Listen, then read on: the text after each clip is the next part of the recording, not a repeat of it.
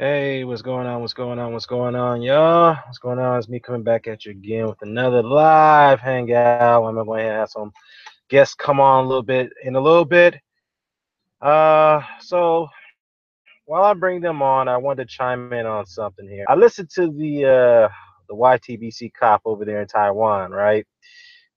He had made a response where he said that Bernard Hopkins fighting Simon Brown was not significant at all, right? It was not a significant win for Bernard Hopkins. It's a win that no one really talks about. Okay.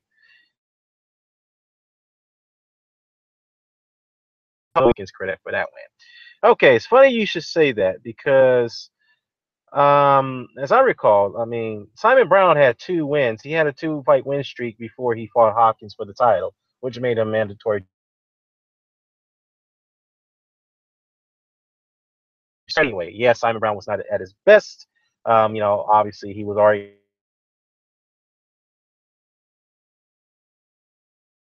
before he fought Hopkins. Again, was on a two-fight win streak. He had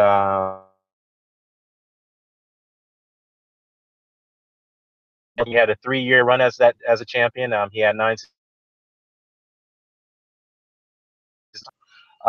He defeated the likes of Maurice Blocker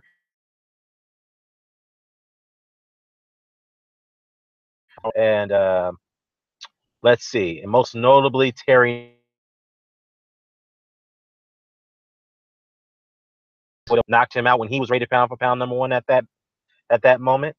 So yeah, Simon Brown, DeMartin Hawkins definitely don't get credit for that win.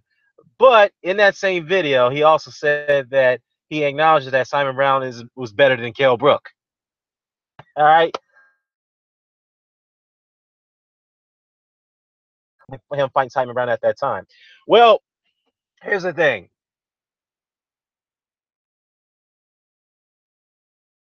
Well, it's a win that no one should. Again, he says that it's a win that no one will talk about. It's really a win that nobody really going to give Golovkin credit for. The fact that he chastised a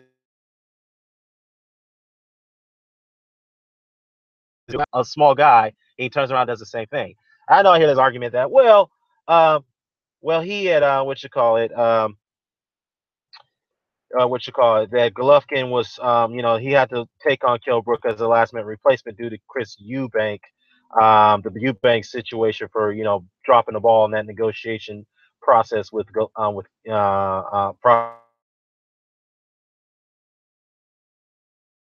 but Eddie Hearn did go ahead and pencil in Kell Brook as a last minute replacement. But Golovkin's team did have, they did have an ejection. They do have an opinion on that situation, right? They could have said, "No, Eddie, we like you, but we rather go ahead and take the give us James DeGale, or give us, we rather get somebody else. We rather find some other super middleweights we could fight, or somebody else that's more worthy than Kell Brook." But they decided to go with Kell Brook instead. So you can't say that you giving Gennady Golovkin win against Kell Brook is more significant than Bernard Hopkins beat Simon Brown.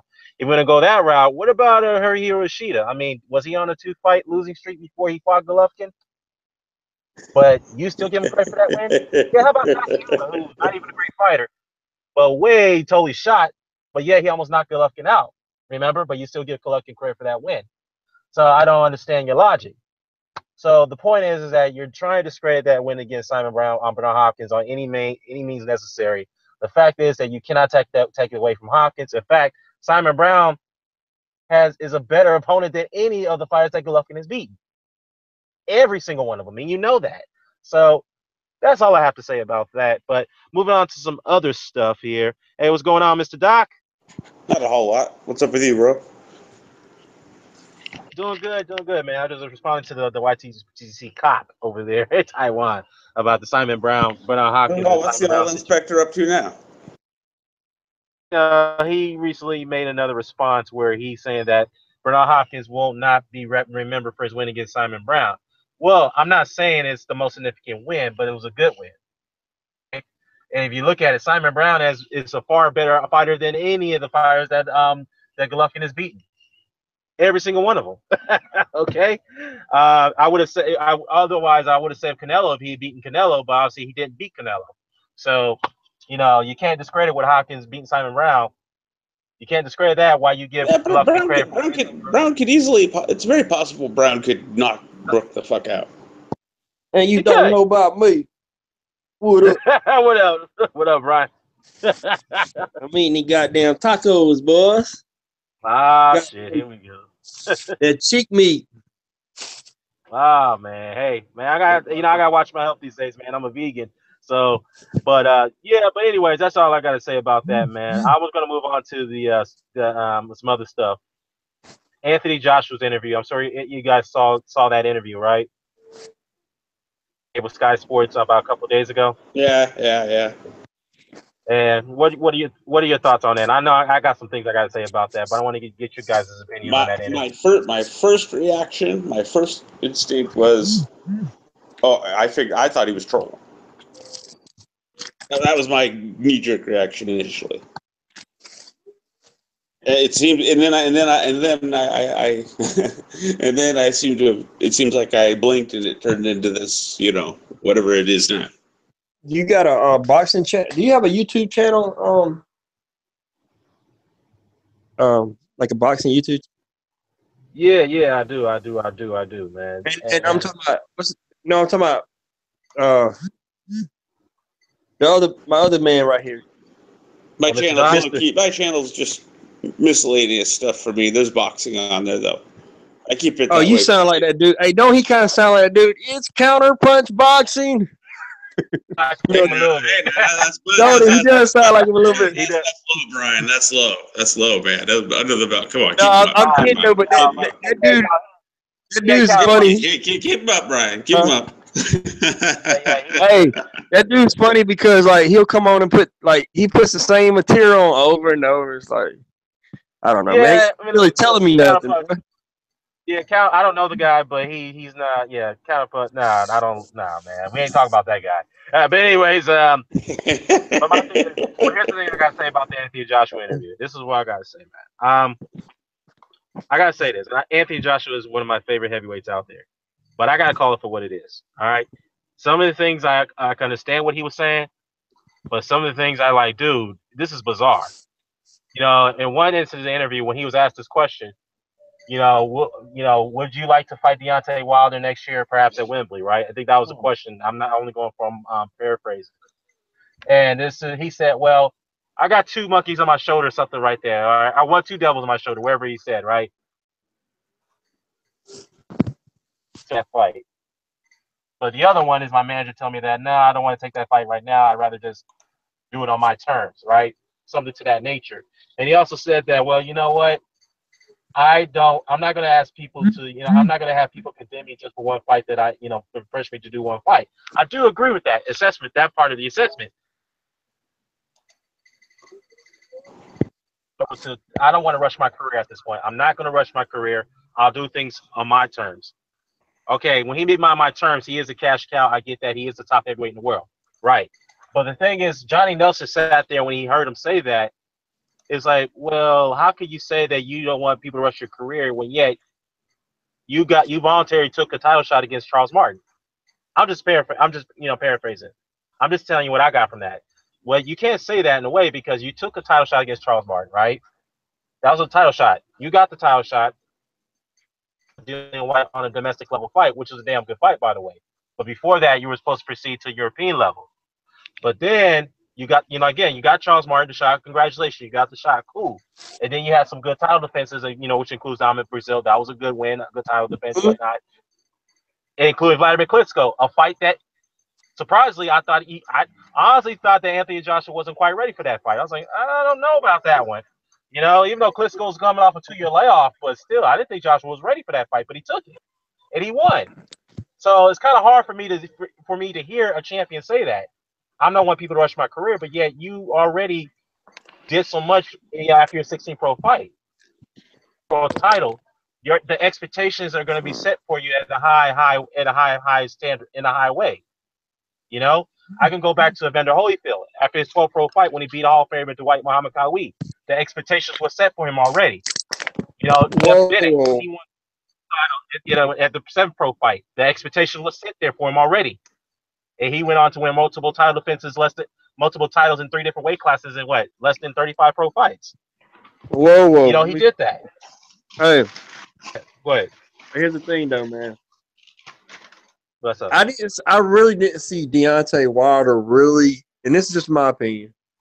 I didn't see him really rallying for the Klitschko fight. I did not see him like he does now. He's got almost 40 fights, so I just did not at the time when he was 19-0. I did not see him rallying for that fight, for that Klitschko fight. Now, whether he could have got that fight is another story, but I just don't see. I didn't see him really trying. I didn't see his promoters really trying to make that fight.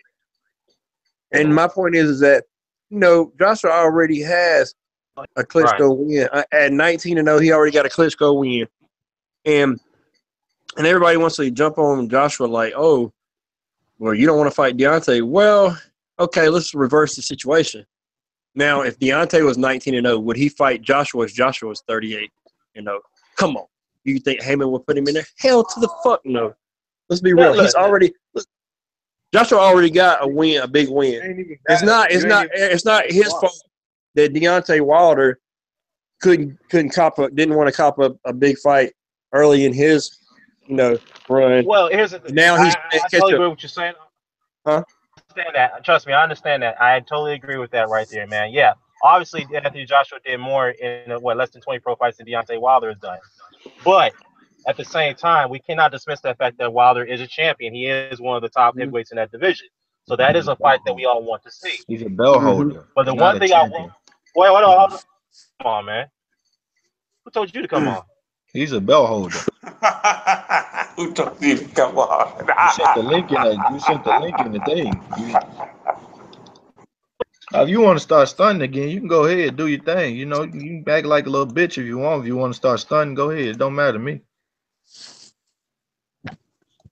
Don't matter to me. What are you doing coming on other people's hangouts talking like that? If you want to start stunning, if you want to talk boxing, we talk boxing. If you want to stunt, I didn't even know who hangout it was. I saw a link, I clicked it.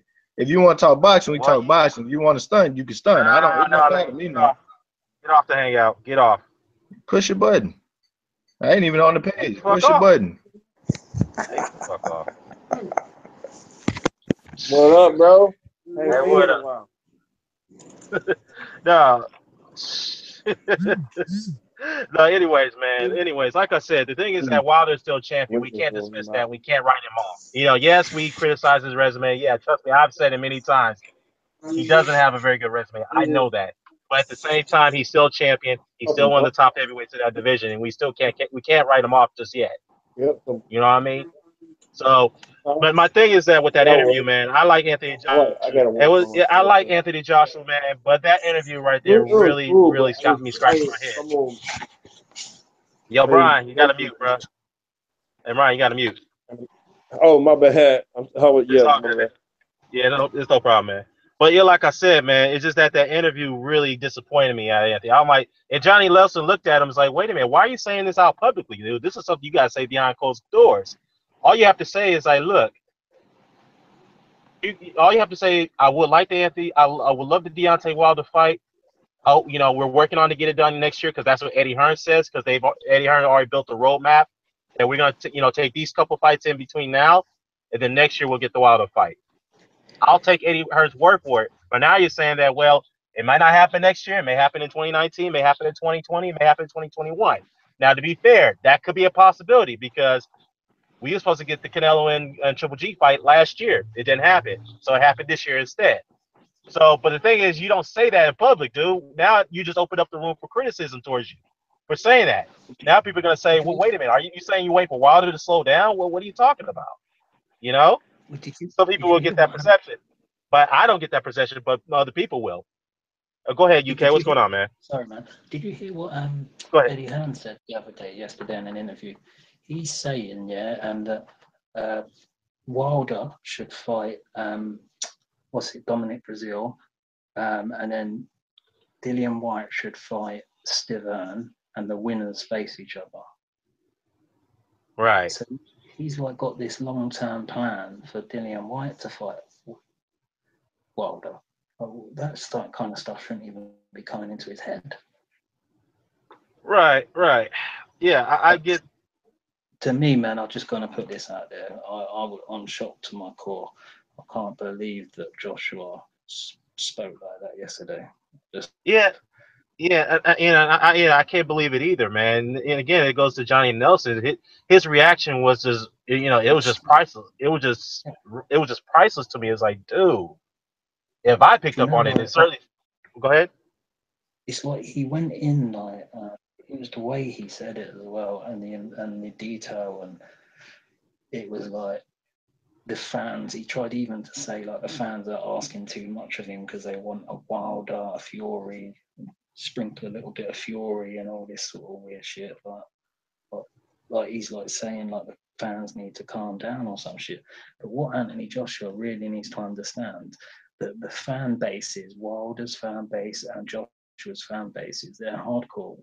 We've got like the way that our fighters conduct themselves means a lot to us because there's a lot on the line, man. This pride and the actions is like we're gonna get roasted now. Like as a Joshua fan, I could say with pride that I believe he's got a better resume, that don't duck any challenges. He would fight Wilder just like that because his resume suggests he would. And there is anyone that's likely to be the ducker, it would be Wilder. But saying that, he's just said that yesterday. It's like I don't think Joshua understands what a predicament he's going to put his fans in now either. Yeah, exactly, man. We already seen what's going on now. It's like, everybody's calling. That's basically why I think that all those things you're saying are basically why my first knee-jerk reaction, like I told you, Dan, was he's got to be trolling. It was, right. You know what I mean? I almost like subconsciously just, you know what I mean, without questioning it, took it as trolling. I mean, you know what I mean? It was because it was, like you said, Johnny Nelson's reaction. It was almost over the top, if you follow. Right. It seemed very deliberate. There's the word I'm looking for. It seems very deliberate. Right. It's very deliberate. Sorry, guys. Can I quickly say so? Like the way he. Yeah, Blogger. I was just saying that's how it came across to me. I'm not going to claim to know his intentions. No. Of course, I agree with you because it's like he was saying, no, well, you might not see it to 2019. I was absolutely gutted, and then he goes to 2020. Maybe, I'm not saying he is. Maybe he's just going to make the fans want it even more this way because we're going to now think, oh, mate, this fight might never happen, and it might build the fight. I'm hoping to the Lords that there was some sort of strategy in what he was saying yesterday. To me, the words didn't suggest that. Yeah, I agree. That's a good point. I think there were talking points that he was fed in case that question does get brought up, but the wording was totally off script, in my opinion. Well, that's what I'm saying. It's like, to me, the two most, I shouldn't say the only, but the two most realistic options were either he was trolling or he's that, I hate to use the word incompetent, but for lack of a better term, incompetent when it comes to PR, etc. You know what I mean? And I have a hard time believing he's suddenly become incompetent at PR since he's done such a good job up to now in that regard. If you follow. How can he not fight Wilder until 2020? Because who else would he have to fight? But he's got no one else to fight. Like he can basically fight his mandatories, Joseph Parker, and maybe Fury, or like if he comes back, and David Hay at a push for some sort of super fight, a money fight. But other than that, he's got no other fighters. There's not enough fights out there. That the thing that Joshua's got to remember, he's a pay-per-view star. And he's selling out the Millennium Stadium 80,000 again, just on a random Pulev fight. The fans won't put now. Maybe Eddie Hearn and that thinking, wow, we can sell out stadium with him fighting nobodies. Let's stretch it out a little bit. Let's play the long game and make as much money as we can. But the fans ain't going to put up with that. We're only putting up with that because it's a mandatory, and he deserves a fight like this straight after that last war, but it's a mandatory as well. Unless there's a reason for him having to fight a lesser opponent, we're not going to put up with that bullshit. Oh yeah. I don't think boxing can survive another era where you have a cash cow fighter just trying to milk the situation by taking less riskier fights and get the biggest reward out of it. I'm not trying to really imply that's what they're doing, but from the wording, that's what it seems like to me. I'm not going to put up with that. Like, I'm a hardcore Anthony Joshua fan. I got a lot of stick because I actually said that Joshua would knock out Dempsey, and he'd only had one pro fight at the time. And I got eaten alive, man, for coming out with stupidness years ago because I believed in his talent that much. And I'm a big Joshua fan. But if he does play that game, like trying to milk fights and stuff like that and avoid Wilder, I ain't going to roll with him, man. I'm not rolling with that bullshit. Yeah, I hear you. I hear you, man. I hear you, man. It's just like to me, it's just like we got to have some sense of rationality here. And this is like us having a civil conversation here. We all can agree or disagree when it comes to Anthony Joshua or Deontay Wilder situation, but we got to call it for what it is. That interview was a disaster. I'm sorry, it was a disastrous interview. Yeah, I hope he's being told it was because I could you don't get on the FaceTime with 50 Cent and say I'm going to sort your boy out. Right. And Wilder can't just keep calling him out and then don't answer him. That's just like he's just going to be a mug. Right, right. And again, like all of us can agree here. Does this mean he's scared of Deontay Wilder? No, he's not scared of Deontay Wilder. No. The way you're approaching this dude, it's like you're just open up the roof of criticism now. It's like, dude, no, this is not what we want a world champion to be act like. We don't want a world champion to behave this way. Do you know what I think? No, we have enough. It's like it's the Floyd Mayweather effect. I think all these business people have now told him like there's a plan to your career now. If you plan it right and you take the right fights and do the right things over the next 3 or 4 years, look at it as a long-term thing, you'll be a billionaire, like kind of shit like that.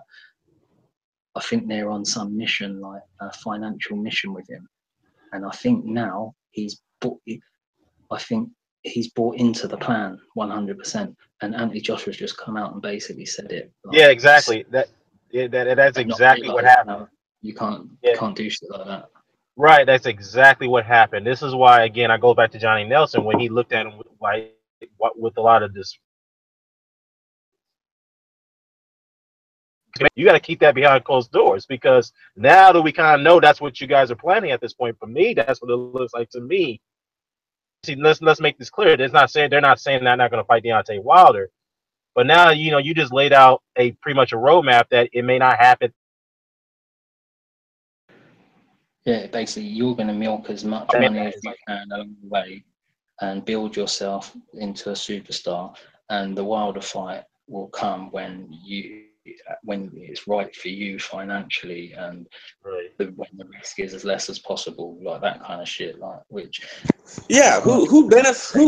in boxing benefits, and in what way do they benefit from him talking that way in that particular press conference?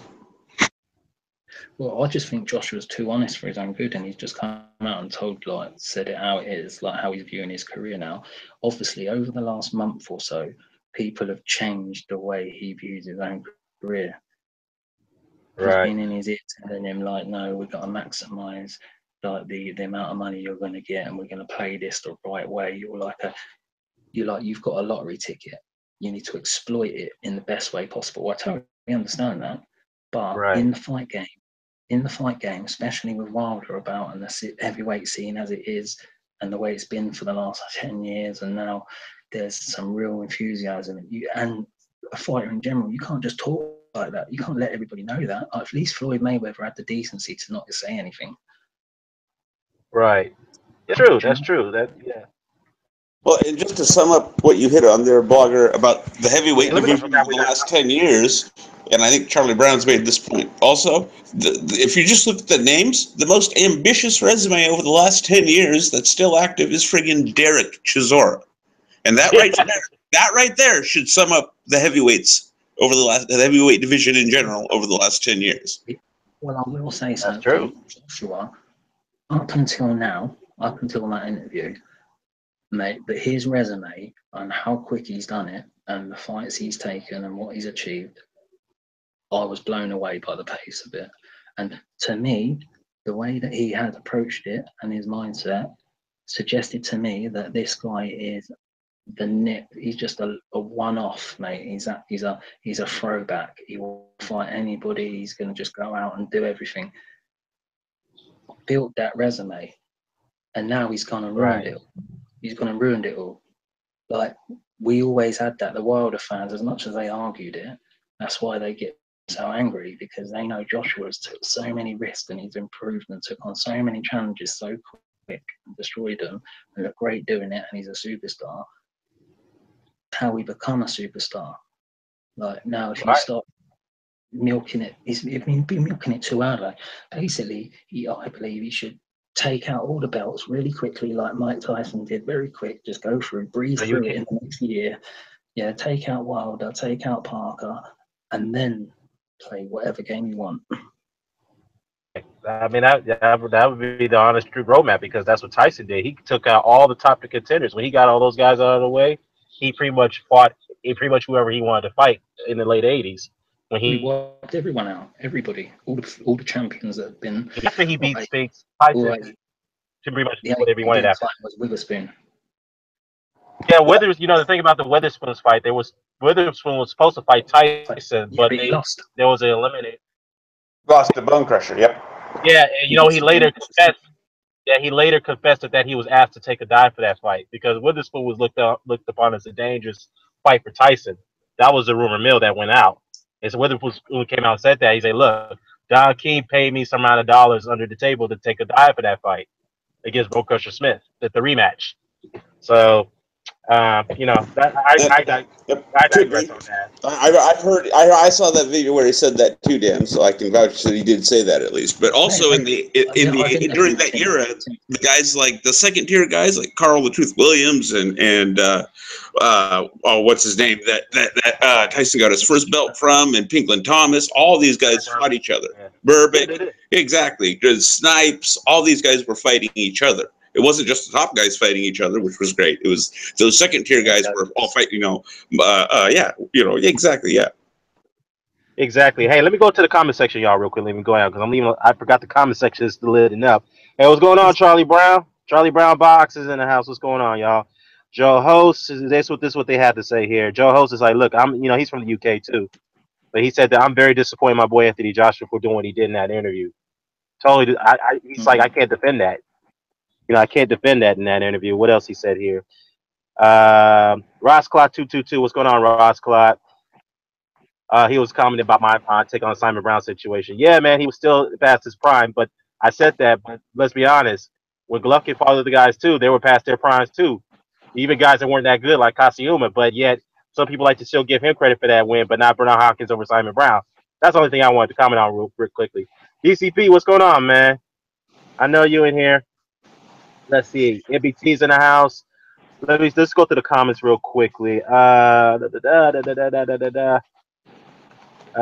me see. Oh, they said something about low places creeped up in here. All right, I kicked them off. Ain't talking about that dude. Let's see. MBT, I agree, man. I mean, potentially in that guy, they'll be out there looking for big fights. Yeah, he definitely needs to lose weight. He talking about Anthony Joshua. Y'all think Anthony Joshua needs to lose some mass on his physique? No. It depends on the opponent you're talking about. I think he might want to make a small adjustment, so he's not, so he's a little quicker on his feet, like than he was, say, against Vlad. But I don't think it'll be anything significant, if you get what I mean. Do you know what I think? Do you know what I think happened with Anthony Joshua? Did get the gassing situation, right? He had a lot of nervous energy. One, he was fighting. It was the biggest fight of his career. Two, it was in front of 90,000 people, a stadium, and he was the headliner, right? But three, when the fight started, it for the first couple of rounds, the fight he was fighting Vladimir Klitschko's fight. Like Joshua was playing like a jab game with Klitschko, and it was sort of like on the knife edge. And Joshua's never been in that kind of situation before that. He had he was nervous. A lot of nervous energy was going in that ring, like being forced to fight Vlad's fight, and he was really nervous. And then when he actually got the knockdown, Joshua, every time he knocks people down, he normally just walks calmly to the corner and chills out, puts his arms on the rope and chills. When he knocked him down, he went nuts. He went charging around, like jumping for joy, like, because he had like a release, because he was like boxing a real tight, nervous fight, right? And he was getting forced to fight like that. And then as soon as he knocked him down, he had this massive release. and he had a big time adrenaline dump. Like, he had not been, he'd never experienced anything like that before. Even I was nervous watching it because he was forced to fight Vlad's fight, and I was so shocked. So I thought that he would just be able to walk straight forward and start hitting Vlad within like half a round. But it took him 3 rounds, and he was forced to play that jab game, and he was like on a knife edge. You know, he was so nervous. And he'd never experienced anything like that before. He'd never even had half a round like that. And then 3 rounds up until that knockdown, it was pure nervous boxing. And he was nervous as well going into the ring for the first time. It affected a man, 90,000 people. Like, that's environment, big fight environment as well. Right. Vlad had been there a few times. Like, Vlad had been there. Like, the David Hay one was a big time fight. What other one? Vlad's been in where after knockouts, when it's been a real nervous night for him, where a lot's on the line for him. He'd been in them situations. Right. Josh Yeah, that's a good point, man. But hey, I just wanted to. Roscoe asked a question here. He said something about David Reed. I'm gonna get to that question. He said, "Look, let me bring it up, and I'm gonna chime in. I want you guys to talk on this." Roscoe, let's see. What do you say about David Reed? I know you have that here, man. Yeah, I know you and I don't agree with the Simon Brown thing. That's cool. We can all agree, disagree. Let me see. What did you say? What did you say here? I'm looking for that. I know you said something about David Reed. Okay, here it is. He said, "Wait, don't we all wish David Reed had waited? I mean, why is Anthony Joshua get bashed for saying what he wants to wait?" Well, here's the thing, Ross Clyde. When David Reed won the world title in his 10th pro fight, I think, he beat Laurent Berdani. Some people felt that he wasn't ready for that fight. And Berdani was 38-2-1. He had a long, successful, long reign as a light middleweight. He beat him, beat Kevin Kelly, not beat Kevin Kelly, beat Keith Mullins. At one time was rated one of the top light middleweights. He beat those guys, and then he got into a fight against Felix Trinidad. Yes, some people felt that he wasn't ready for the Trinidad fight, but the bottom line is that you've already beaten two, 3 top 10 guys at light middleweight already, and you're a world champion. The standards are already set for you, man. They're already set there. Yes, I wish he, beaten Trinidad. The thing is, he gave Trinidad hell in the first 4 or 5 rounds. He even knocked him down, and then Trinidad came back and polarized and destroyed him. So, yeah, I understand what you're saying. People are why people criticize the fact that David Reed was rushed into that Trinidad fight. I don't see it that way. What I see is that when you're a champion and you've already had successful title defenses, people expect you to fight top tier competition after that. That's the bottom line. And this is not to bash Anthony Joshua. This is not bashing him. It's just that we're surprised that as a world champion, you just don't, obviously we just don't expect that from you. We expect you to take it to, expect you to, to hold the highest, to hold the highest standard where you say we more often than not, we want some, at least a little bit of doubt as to whether or not they're going to win. But I think the thing is, though, there's an environment around this situation. Like he's not read the situation well at all, or he's just so naive or stupid. I don't understand. There's a lot of needle. There's a lot of hostility around Wilder and him. He's dismissing it as if it's completely nothing. But the whole world is not seeing it that way.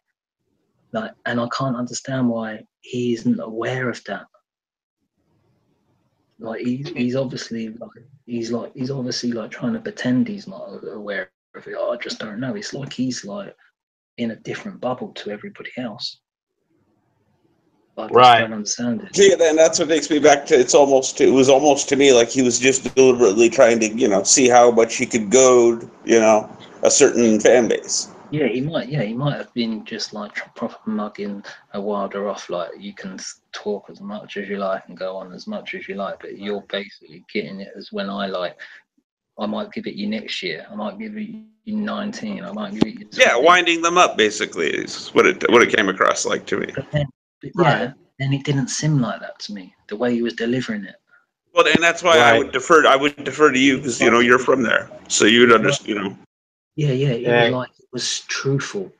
It was it was like how he was feeling, and it was the way he was talking. He was explaining it like he was genuinely trying to tell you why. Like he wasn't saying it in a way that there was wind up going on or strategy going on. In my opinion, it was very worrying. I don't know. Maybe what I have thought about now with you guys is maybe Joshua has now been told by the business people, the corporate side of his career is now taken over. Yeah. Yeah, you notice he hasn't came out today, so that's kind of odd. I wonder, did his team even came out and address those comments that he made in that interview? What's that? Has his team ever came out, like Eddie Hearn or his trainer or anyone like Robert McCracken and say No, and then also Eddie Hearn's now talking like that. He was saying that he wants Wilder to fight Dillian Whyte, but he won't. But he said he's going to campaign with the WBC if Wilder fights Dominic Brazil, which I think he should do actually, because of what happened with Wilder confronting him in front of his missus and all that. I reckon if he is short of an opponent, he should actually fight Dominic Brazil. That'd be a good little matchup because there's some history there that needs to be dealt. I definitely want that fight. I actually want the Dominic Brazil fight to happen. Yeah, and then basically, Eddie Hearn was saying he's going to get White to fight Stavern and campaign with the WBC to get the winner to face Wilder. Hey, that's not a bad idea. That's not a bad idea. I mean, but then That works for me. that shows you he's got long-term plan. His long-term plans, like, isn't for Joshua to fight Wilder. It's for Dillian Whyte to fight Wilder. The only way I'd be happy with that is if he said that the winner fights each other, and then the winner of that little thing fights Joshua. Then I'll be cool with it. Right. Exactly. Yeah, like you don't hear that. That's the way it's supposed to be. Right. Who's Joshua going to fight though? Who's Joshua going to fight? Who's he going to fight after thingy? That's a good question. Like just a good point. Again, to your point, is like there's not many heavyweights out there you could fight within a 3-year span before Wilder. If that's the plan, there's not many of them out there. So at this point, all roads will, eventually in a short time span, Wilder and Joshua are going to have to collide. And again, I defer to Eddie Hearn's statements a while back, the roadmap that he's implemented. I'm cool with that roadmap. If it's going to be next year, I'm fine with that. At least we know that fight's going to be done. Of course, until this interview came out yesterday by Joshua, we're not too sure about that. And Great Drink, shout out to Great Drink in the comment section. He said that, look, once you're a champion, you have to defend it against all comers. Bottom line, you have to do it. If you're the champion, you got to do that. So, and Blood Box is in here too. What's up? What's going on, Blood? And he said, shout out to Lee and Mr. Doc in the hangout. So basically, man, He wants to come on. Yeah, let me ask Blood if he wants to come on, man, because I know he has a lot to say. Yeah, let me ask Blood if he wants to come on. You want to join in? Hey, what's going on, CMD Boxing Reports? What's going on, man? Yeah, he asked this question. Did you hear about the WBC talk about super heavyweight division? Yeah. I heard about that, man. But the thing is, though, they even only admitted that's a long shot. So it's been talked about for years. But the problem with that is that you don't have too many so-called super heavyweights. I mean, you don't, because better yet, there's a lot of guys that weigh over 250 pounds. I guess that's the goal weight limit, or 240, something like that. But I don't understand why they don't just bump the cruiserweight limit up. You know what I mean? Like 5-10 pounds, so that some of those smaller heavyweights would have a place to go. You know what I mean? Well, here's the thing, man. I'm not really a big proponent of that, because if you look at history, we had a lot of small heavyweights that conquered big heavyweights. Evander Holyfield, Joe Frazier, Ezra Charles, Rocky Marciano. I don't disagree. Like I said, I'm only that's why I only said maybe 5 or 10 pounds, but most. You know what I mean? Not by a lot. Not by a lot. Right. Yo, Trap House Boxers in the house. What's up, Trap House? What's going on, man? I just feel like that would be better than adding a division, I guess, is what I'm getting at, if we're going to do something. You know what I mean? Yeah, you might as well just bump up one little, the weight limit on, like, maybe the cruiserweight. I get what you're saying. Yeah, we already have. Yeah, exactly. Rather than adding a new one. Yeah, they've already done that. They did it from, 185 to 200 now? Yeah, I think it's 200 now. Yeah, but at the same time, I don't agree with the super heavyweight division. It just makes no sense to me, in my opinion. It makes no sense. But here's another thing. The thing is too, for those, who may be upset that we're talking about Anthony Joshua in an honest critique way. Let's be fair. I've actually talked about Deontay Wilder too, about the Mike Tyson comment. So let's not go there. I have a hangout Right, on that Dan. as well. So Dan, let me say this to everybody. I'm the biggest Anthony Joshua fanboy going. Like, people will right, be surprised that I'm talking this way. Like, I was the guy who literally said that I think he would have knocked out Jack Dempsey and all these legendary fighters and Rocky Marciano after one pro fight. I had that much belief in the dude, and I do still have belief in the dude. But the thing, you just can't defend what he's done, especially in this environment. I'm on here battling with the Wilder fans day in, day out, right. and he's basically buried us, because there's no way we can even try and spin it in a positive way, because he buried himself that good. Yeah, outside of trolling, like you're saying, you can't explain it. What else could what is? I don't know. Like you both have kind of alluded to, it comes across as like just incompetent PR. Right, it is what it is, and it just goes back to the point. I think these words, some of the answers that he did give, they're probably part of the talking points. But he went off script on this one. I mean, dude, what the fuck? I mean, again, it's like this is totally off script. This is not what you're supposed to be saying. This is something that's handled behind closed doors, you know. And to you, gay block, to you, gay, blogger here, yeah, you're definitely not a Deontay Wilder fan. And I'm a Deontay Wilder fan. I've criticized Deontay Wilder, and I'm an Anthony Joshua fan. I praise Joshua more than Wilder. But at the same time, like you're right, you blogger, it's hard to defend this. It's no way around it. I'm sorry, but again, I'm going to be fair though. I understand where he's coming from to some degree, but some of the things, nah, man, I got to scratch my head on this one. I can't agree with you on this one. Yeah, and it looks to me like if that's his attitude, he's going to fall right into the same pile as the rest of the current heavyweights, as far as I'm concerned. Where none of these top heavyweights are fighting each other.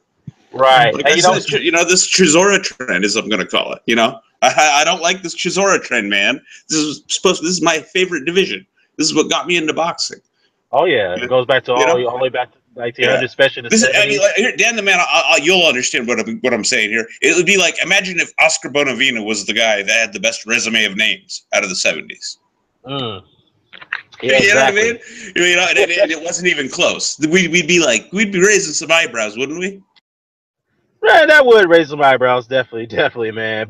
Okay, and that's what's happened over the last decade, so the last 10 years, literally. It is too. It's sad too because after Vladimir Klitschko lost to Tyson Fury, by the way, I want you to comment on this, UK. Maybe you want to add your insight on this one. I think Deontay Wilder came out and said that Anthony Joshua didn't make the heavyweight division as it is right now. Tyson Fury is the one that changed it. In a positive way, though, not in a negative way. What do you think about that comment? You think he's correct about Tyson Fury was the guy who put the heavyweight division on the map? Or it was Anthony Joshua? One, he helped open it up because he took the belts off Vlad and then they dispersed it. And personally myself, I'll tell you about Tyson Fury, my thoughts on him. Him and his cousin are drug cheats. They've been caught taking steroids like 6 months before the Klitschko fight. And they're dodgy, corrupt ways, and their way that they're manipulating the board and the drug testing people, trying to say they're being persecuted because they're travelers. They somehow are getting away with not getting banned. I don't know how, So to me, Vlad had a terrible night that night, and Fury just scraped the title off him. I think maybe if Vlad would have fought the way he did against Joshua, he would have beat Tyson Fury in a rematch. My opinion. But yeah, we got to say that Vlad having an off night and Tyson Fury hiding from his drug ban, pretending to be fucking mentally ill and all that shit to avoid it all, and the belts all getting stripped, open it up. It's created Anthony Joshua, Joseph Parker, and cut out. You cut out. What did you say before that? Well, it's basically in a way that I say Vlad fucking up against Tyson Fury and Tyson Fury getting all the belts stripped off him, and then them being spread about as hell boxing. Yeah. Yeah. Yeah. I mean, look, here's the one thing I would say about this. When Tyson Fury did win, it did kind of it did give new life to the division. I should say, because there were people who were like I could say Hatman. Hatman. I like Hatman's channel, but he was definitely not a fan of the Vladimir Klitschko era. Even though he's been critical of him, he does praise him to some degree. But a lot of people, including Hatman, were including myself. I'm not gonna lie to you. I would say that we were kind of relieved that Klitschko has been dethroned. The heavyweight division is now opened up. Now it gives these other younger guys an opportunity to go ahead and chase the goal and fight each other. That's what we expected, because they were all adamant about fighting each other before Klitschko got dethroned. But now all of a sudden things have started to change over the years. It's become very disappointing. So yeah, that's the yeah. So there was potential. There was potential there, Dan. I think is how I felt about it. Yeah. Joshua retiring Klitschko has opened it up. The day that Klitschko retired officially. Well, that's another point. Yeah, that's a good point. That's a good I point. think The the day it kicked off actually was the night that Joshua knocked out Klitschko. The life was bred straight back in the division. That's when all the Wilder fans started, the Joshua fans started. Everything was like, bomb. That's it now. But it's still just potential. What's happened? We haven't. You know what I mean? They haven't done anything with it. Well, this is my thing. Like, for some reason, like, I don't know if boxers of late, they fight like they've got too much to lose. Fighting just twice a year, like, you go into the ring not wanting to lose, and they're really safe. Like, that the output and the trading of punches at high level is just not what it used to be like. Like, you were talking about the heavyweights of the 90s, like your Dokes, Snipes, everyone fighting each other, even like Henrik and Wendy, Herbie Hyde, even in the UK. Like, and then you've got Pinklon Thomas, Witherspoon, all them guys, Frank Bruno, endless amount. Tubbs, Page, yeah. Tubbs, yeah. Harry Coetzee, Williams, Rudd, all them fighting each other. But they were good fights. They let their hands go loads. Oh yeah. Mike Weaver. Can't leave out Mike Weaver. Yeah. It's funny though, because when you look at the '80s heavyweight division and you compare it to now, you would expected this era of heavyweights would be just as good, if not better. It should be a lot better than the '80s, and definitely just as good as the '90s. But now, if you look at it today, where it's at, the current position, the current state of the heavyweight division, you look at the '80s, you can say the '80s was a lot better now. You have to appreciate that. And people criticize Tyson for fighting in the so-called weak era of the heavyweights. I look at that, it's like, no, I don't think that's a weak era now, because if you look at it back then, though Tyson dominated, but all those guys still fought each other. Yeah, it was called. What people forget, Dan, is that '80s group was labeled weak compared to the '70s. Right. It's funny. Joe Host, shout out to Joe Host in the comment section. He said that back then those guys were fighting each other at least two months back to 2 months apart from each other. Yep. Well, and Dick Snyder in the '70s, Dick Snyder had Foreman fighting more than once a month, didn't he? Dan, you know. That's right. About Mike Tyson. Mike Tyson fought all them fights like 2 months. Well, he was like, it seemed like every other month. Yeah, it seemed like. Yeah, like now, right. They only fight once a year. Like, that's what I'm saying. It's like Mike Tyson fought 3 separate world champions, 3 former world champions, an Olympic gold medalist, and a lineal champion, and a legendary Hall of Famer, all in 18 months. Right. That's unheard of. Exactly. Like, you'd think that's like when people now, like when they're coming up, fighting nobodies, 6-rounders, 4-rounders every couple of months. Do you know what I mean? Right. But they're doing that at the highest level. Like, obviously, you're going to lose like that. You can't, like, Mike Tyson couldn't carry on fighting that many times, that often. He was bound to lose. But I think you're going to lose against top competition inevitably. Yes, that's true. I was going to say also, stylistically, inevitably, he was going to have a shorter than average shelf life, in my opinion. Yeah, if you gave Wilder or Joshua or any of these Vladimir, any of these heavyweights, Mike Tyson's resume from Trevor Berbick all the way to Buster Douglas, or all the way to Razor Ruddock until he went in jail, how many losses do you reckon they have on their resume if they had to fight in the same time period? That's a good point. That's a rough one. Yeah, they're gonna have a rough time. They wouldn't like Yeah. it. I definitely wouldn't like it. But hey, before Blood comes on, I know I will switch the subject a little bit, then we'll get back to the heavyweight topic before Blood gets on. Ricardo Mayorga, y'all remember Ricardo Mayorga, right? Yeah. I was wondering why his name was in the title. Well, look, here's the thing. He's scheduled to fight a super middleweight prospect, so he's going to be fighting at super middleweight. I wasn't going to comment on that fight. You broke up right after you said I wasn't going to comment. Yeah, he hasn't really been. His health hasn't really.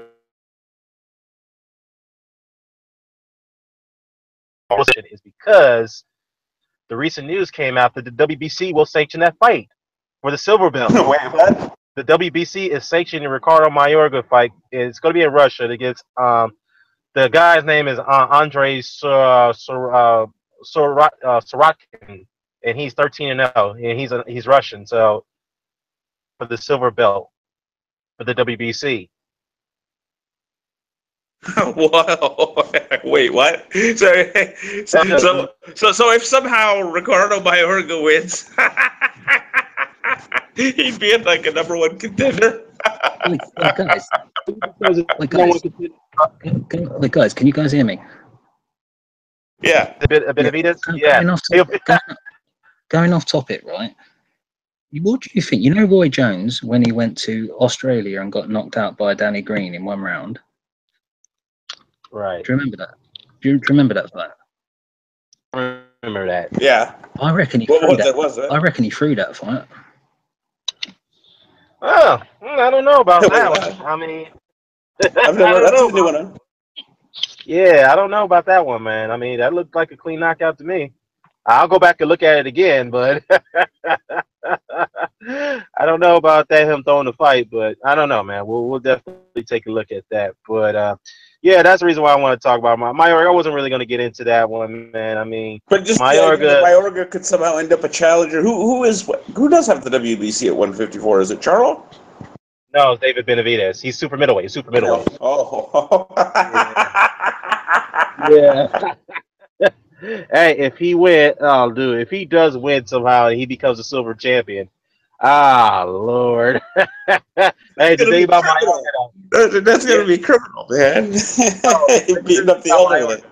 Here's the thing about Mayorga. The thing about Mayorga is that he can sell a fight. Man. Yeah, but that Burnham Forest fights, man. I can believe that. Yeah, he can sell a fight. He can sell a fight. He don't care who he's fighting, he'll sell it. He could get you to go watch it because he'll start a lot of controversy. Yes, yeah, for sure. He can sell. That's for no doubt.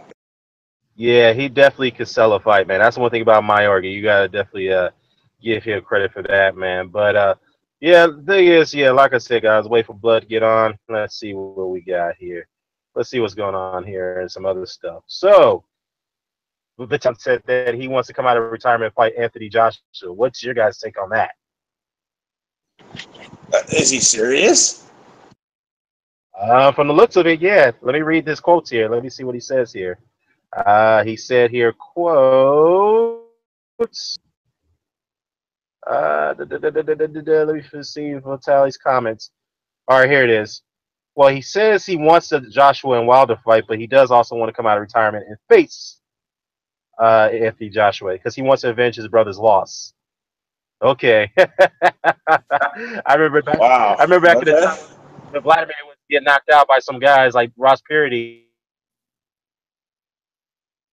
Vitaly beat Corey Sanders as to avenge that loss. Yeah, Big Brother used to come and clean his messes up. I remember, yeah. Yeah, and Vladimir used to get criticized for that too. It's like, dude, why you having your brother clean up your messes? Dude, why don't you go avenge your losses yourself? You know what I'm saying? Well, sometimes, see, I'm the oldest kid, and sometimes big brothers just do that, even if you don't want them to. To be fair, right. And here's what he said here. Brother, in a way. Say what, Blogger? Vitali was the better brother in a way. Yeah, he was. Well, he wasn't. Well, go ahead, Dan. Brother. He took on more dangerous fights than his brother did. Even though his brother cleaned out the division, but still he took on more dangerous, riskier fights than his Yeah, you might argue Vlad has the better resume, but I think head-to-head, Big Brother beats Little Brother is the bottom line. Right. Of course, Vladimir came out and said that he was asked this question one time: why didn't you and your brother never want to unify the division? Why did you guys fight each other for the undisputed title? Of course, Vladimir, with his diplomatic answer, said that, well, here's the thing: we promised our mother that once he played the mom card. Yeah, he played the mom card. I was like, dude, come on, dude. But we all knew that wasn't not going to happen anyway. Mother, that we wouldn't fight each other. They are brothers. It's like, I go back and forth on that one with what I think of it. Would you have Charlie? Right, here's what the Charlie brothers going to fight each other? Well, that ain't gonna happen. But here's what. Yeah. We got Blood in the house. What up, Blood? Oh, Blood's in here. Hey, how y'all doing, man? I'm doing good. We're doing good, brother. What's going on, man? What's going on? Yeah, hanging in, man. Good to see y'all, man. Good to see you too, man. Hey, we were just discussing our we're getting a U.S. perspective on that Anthony Joshua interview. So, what's your take on him, brother? I know you had some sensitive things, but I didn't get. I didn't really listen to it. Okay, you're talking about Anthony Joshua right now, and Deontay Wilder. No, not Deontay Wilder, but the Anthony Joshua interview. Oh, he gave Inside Sports what he said.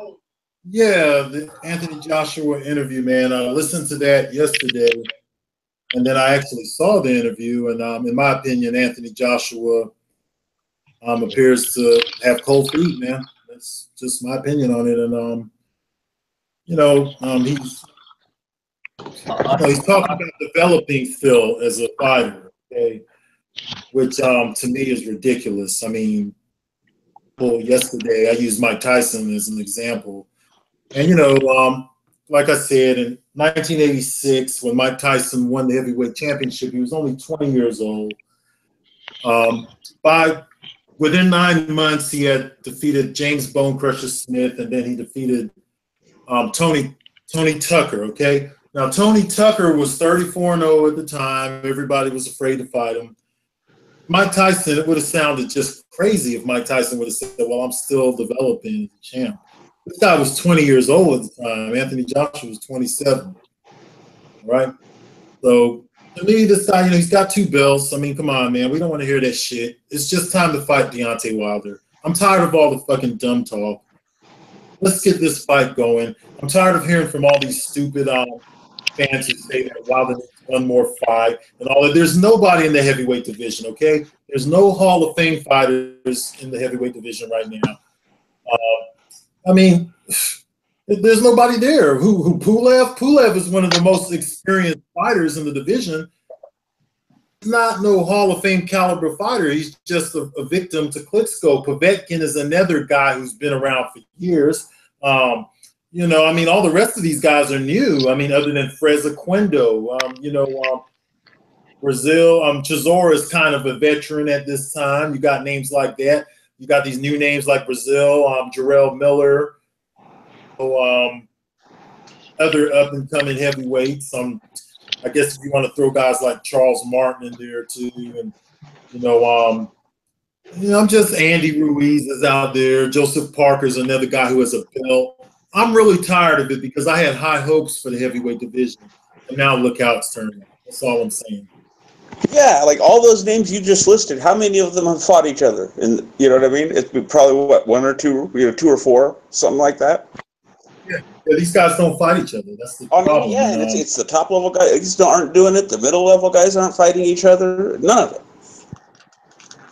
Yeah, absolutely, man. It's to the point now to where, man, I'm being honest, man, I'm really sick of the whole back and forth. I just want these 2 guys to fight, man. There is no other fight out there in the heavyweight division to be made other than Deontay Wilder. Deontay Wilder will be 32 years old in 2 weeks, okay? We know that the body breaks down. He says, hey, man, this black don't crack because I don't know if you're going to get into it, Dan, but, Deontay Wilder responded today. Okay?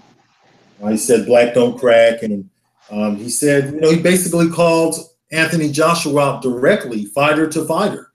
I mean, what is Anthony Joshua going to do now? Ignore him? I'm not the way this guy's behaving as a champ, as a title holder. Okay. Well, do you know what? Like, I think like Anthony Joshua's is selling out to the corporate side. I think his advisors are now telling him like what he was basically saying is we're just going to milk the next couple of years out and fight Wilder when we want it, if we feel like it, which is disgraceful, mate. Because to me, I'm a fan of Joshua because he has actually taken the toughest challenges in a shortest amount of time. He's a phenom, in my opinion, and I was so impressed. And now somehow he's in danger of fucking up his career, and I'm fuming. I think Eddie Hearn and the corporate side's got to be to blame. Yeah, all I'm left with is I hope for the sake of the division, like I said a couple times, I hope he was trolling, because otherwise that's a PR nightmare. That's a disaster. Yeah, it just was ridiculous for him to say stuff like that, man. He knows that we want this big fight over here, man. This is how he makes his name. If he beats Deontay Wilder, then you have nothing. You have to roll out the red carpet for him, man. Then he could take care of all them other guys. But right now, what's in his way is Deontay Wilder. Deontay Wilder has a belt. Joseph Parker has a belt.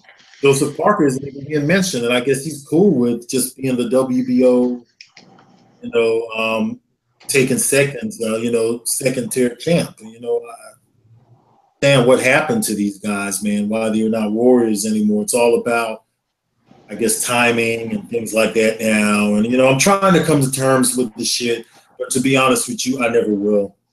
I just want this fight to happen now. There's no excuse. The excuses they're using is lame. Just go ahead and admit that you want to milk the fans and, get more money and all of that. And I'll be more cool with that. And then we'll stop talking about it. We'll complain about it some, but we'll at least know what the motive is, man. Stop trying to bullshit people around and stuff like that. People are tired of the shit, man. Okay, you see Deontay Wilder today begging on the fucking couch for a shot, a champion as the beg another champion for a title shot, for a shot at Unified. Blood, you know me, I'm a big Joshua fan, right? But there's no way that I can go along with that shit. But I'm keeping. You know what, guys? Here's the thing, man. Y'all both make good points. Here's the thing. I gotta say this.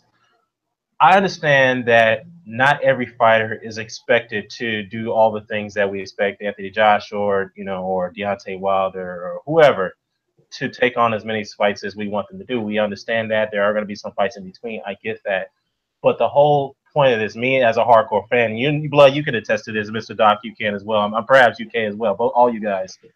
When I watched Mike Tyson do what he did in a short time span, I expect all people who became champions to do what he did. If he was able to take on that many those amount of challenges in a short time span, especially if he was only 20 years old, he became undisputed champion at the age of 21. Well, less than 2 years as a pro, and became a lineal champion within 3 years. I expect other people to do the same thing that Tyson did. Oscar De La Hoya became a world champion at his 13th pro fight.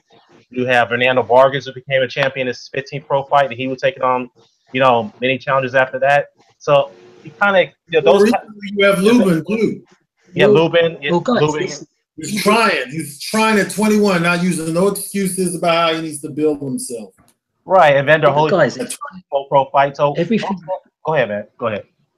Everything Joshua's done up until this point suggested that he was going to do that, and now it's like a big fuck you, in my opinion. Like, I'm just gutted.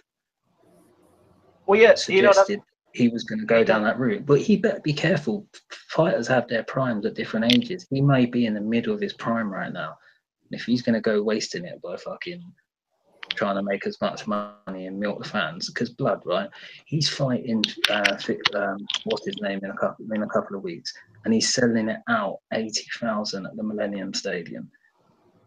That they can sell enough pay-per-views and to sell out massive stadiums by fighting nobodies. But that's not. It's not. Yeah, but he's Eurobum.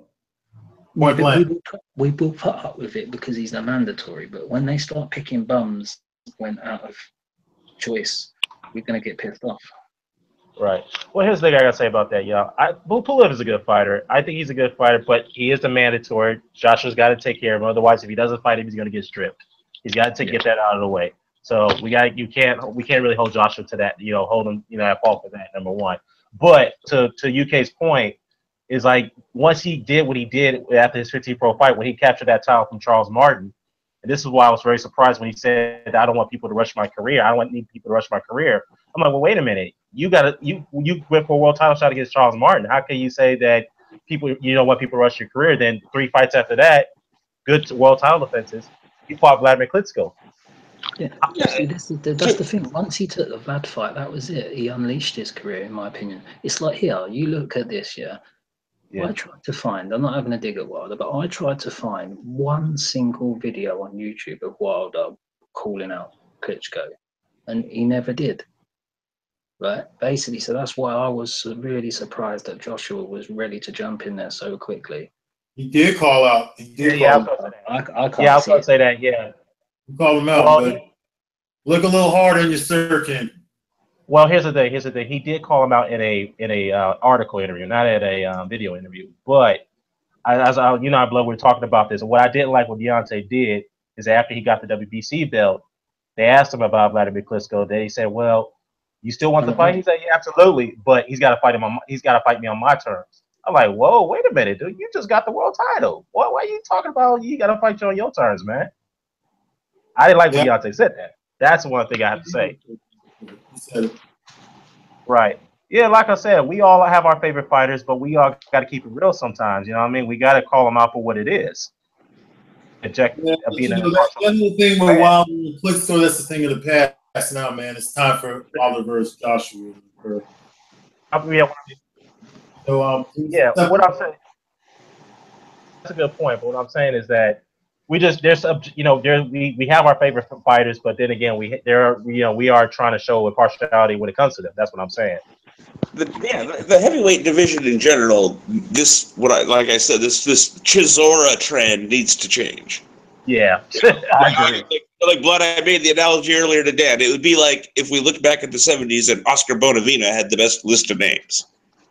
How messed up would that be? Hey guys, listen. You guys go ahead. That would be crazy. Yeah, hey guys, listen. You guys chat for a few minutes. I'm gonna go ahead and mute myself, okay? And I'll get back on, okay? Yeah. Yeah. See, but you get it. It would be crazy. We'd be raising our eyebrows at all these other guys like Ali. Like, what's going on here? Yeah, absolutely. I agree. No, that's been my critique has been of the division. The heavyweight division is just I literally mapped it out on a spreadsheet, and it's inverted to what it was in the 70s.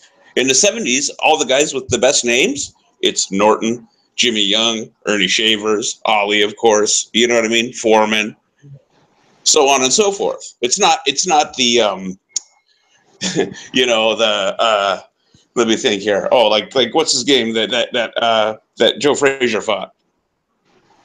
He had like 50 fights. Ron Stander. It wasn't guys like Ron Stander having the most names. Yeah. You know what I mean? Mm-hmm. But the thing is, they don't fight enough this day and age. Well, most of those guys fought each other, man, back in the 70s, man. They fight all the time. Yeah, you find exactly, but you find lots of mutual names on those resumes. You know what I mean? Even the British guy of that time period, Joe Bugner. Joe Bugner. Yes, Joe Bugner has a great resume.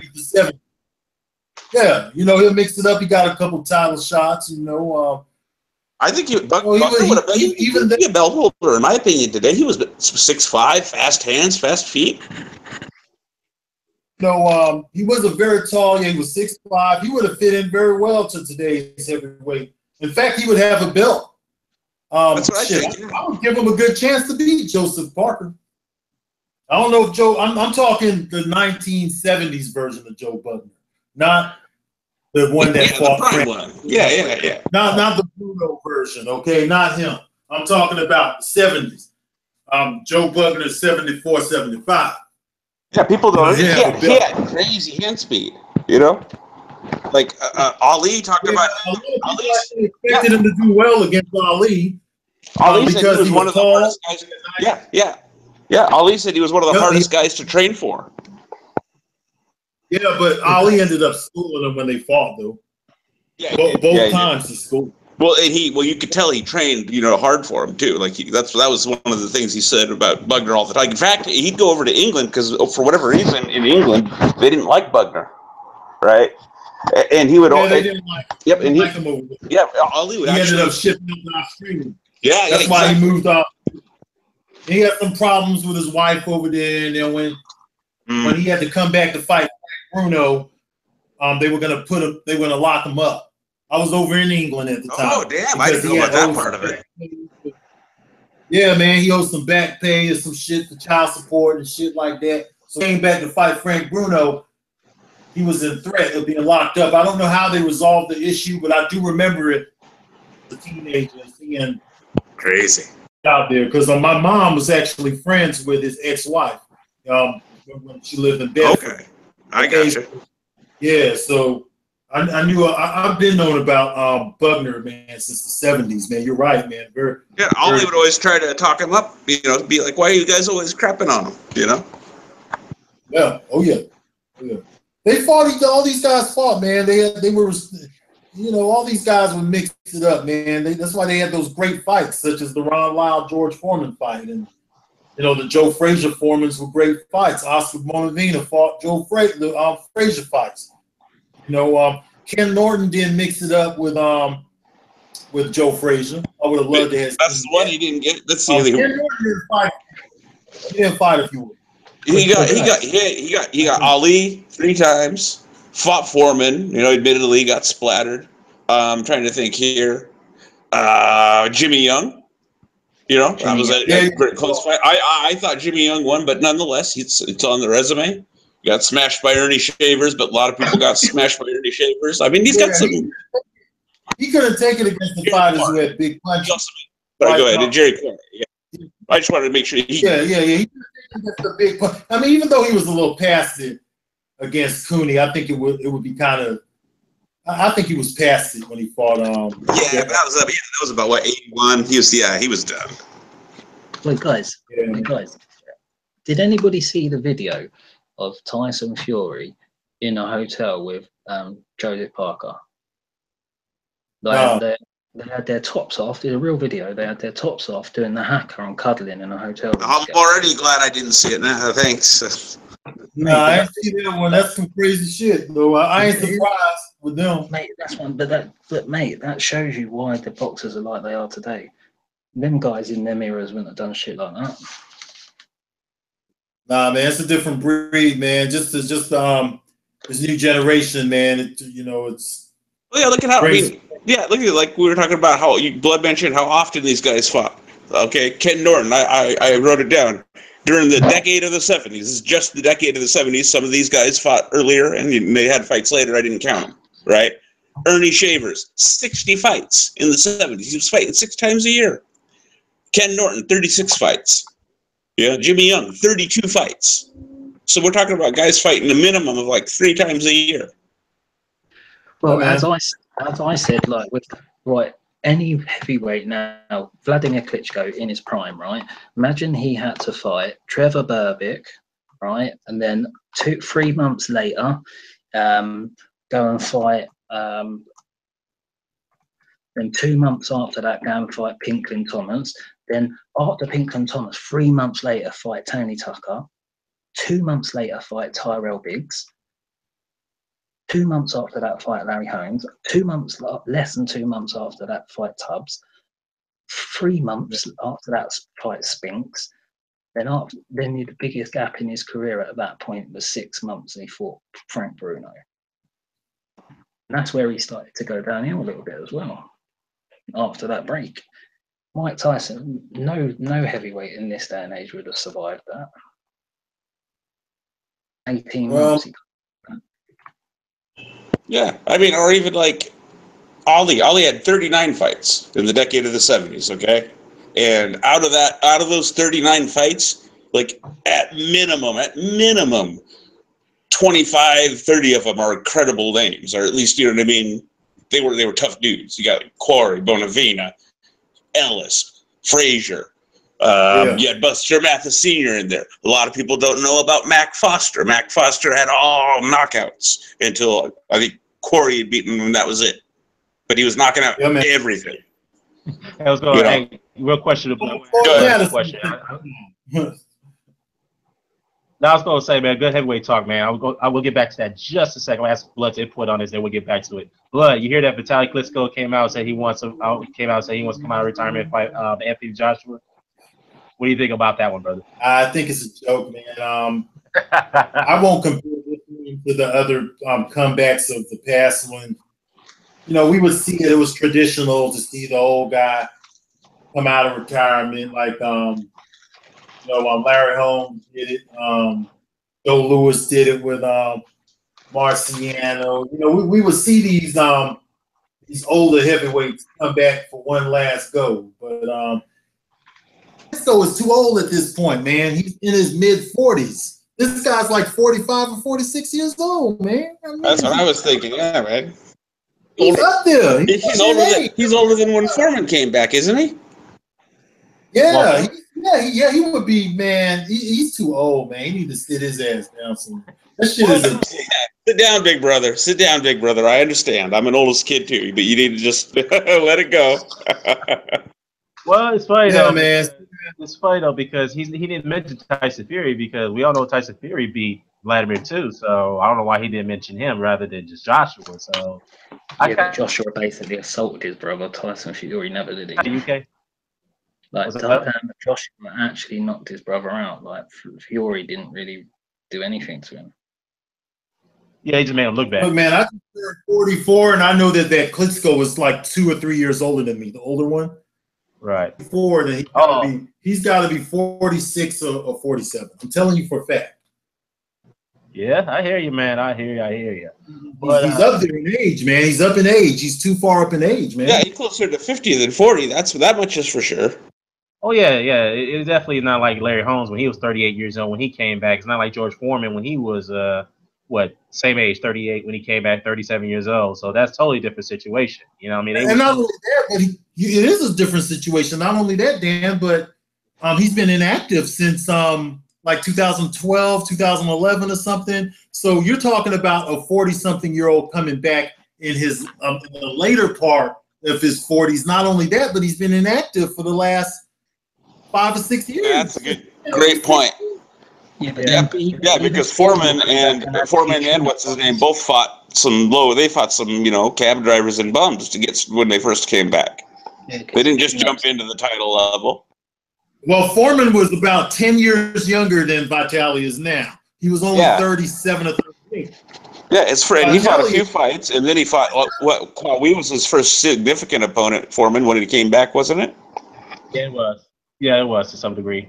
I mean, you can say that fight was even playing field because both of those guys were way past their best. Listen, man, it's ridiculous talk because all they're going to do is just say that Anthony Joshua beat another legend and then use the 47-year-old as a bargaining chip to keep him away from more fights and all of that stuff. You know how they do it, man. It's a waste of time. Nobody wants to see a family. Yeah, it's a cynical fight. It's a cynical fight. I mean, Vitaly is a politician now. He's a mayor of the city of KF, so just focus on, help your constituents out, man. You had a good career. You don't need to come back. Vitaly, look what happened to Manny. And just, sit down, man. It was a great run. The Klitschko's did their thing, but it's over. Yeah, that's true. Another thing I would say. It was very dull. Yeah, the one thing I would say, too, you don't want to end up like Joe Louis, too. I love Joe Louis, man. We saw what happened when he came back and fought Rocky Marciano. Yeah, man, I'm still like. The Klitschko's won't have to end up like Joe Louis because both of them are rich. They have several, they're doctors and all of this shit. Joe Louis got ripped off his whole career, having to pay out taxes and give people money and all kind of shit. He had to pay the guy. Didn't he have to pay money to the guy he beat for the title? Yeah, he did. Yeah. Wasn't it like for his first 10 or 20 fights or something ludicrous? Yeah, for a long time. But that guy ended up, they ended up becoming buddies, and he could give Joe Louis some handouts and stuff. I mean, well, even though at least he did something, I guess. You know what I'm saying? Tried to get back to him. Yeah, he also had issues with the IRS too, so he owed them a lot of money in back taxes. But he got fucked over the way they did him with the money anyways. He should have. There's no way Joe Louis. Yeah. He was supposed to give the whole point. That wasn't that part of the point of him going into the army was to help take care of his tax problem. Yep, that there was supposed to. Yep. That was so true. That's so true. But let me go to the comment section, y'all, man. We got a lot of good comments here. What's up, Doc Dre and Sadim? Aladdin Sadim is in the house. Let me see what they said here. Let me see. Ross Clap making fun here. Let me go back up. Mike McCallum's an ATG. Yeah, I agree with Red Fox on that one. McCallum was ducked by a lot of fighters. Yeah, McCallum was ducked by a lot of fighters, but look what McCallum did. He didn't sit around in one division waiting for something to happen. He moved up into either weights. He moved all the way from light middle way up to cruiserweight. It took on dangerous fights, and that's why McCallum got a Hall of Fame career. So that's why I tell the other guy about his other fighter, if you're claiming your other fighter is being ducked at light heavyweight, then he needs to move his ass up to cruiserweight. But he doesn't want to do that. So it is what it is. Trap House Boxer was going on to Trap House. He said, that's what I'm talking about, Dan the man. The best need to fight the best. Tyson Fury's a Bhakti boy. Oh, come on, Ross Clark. For real, man. All right, let's see what we got here. Red Fox says here, the only way these guys have to fight each other is if there's only one organization, one rankings, one champion in every division, and everyone has to climb that ladder to get that fight. I agree. Otherwise, retire.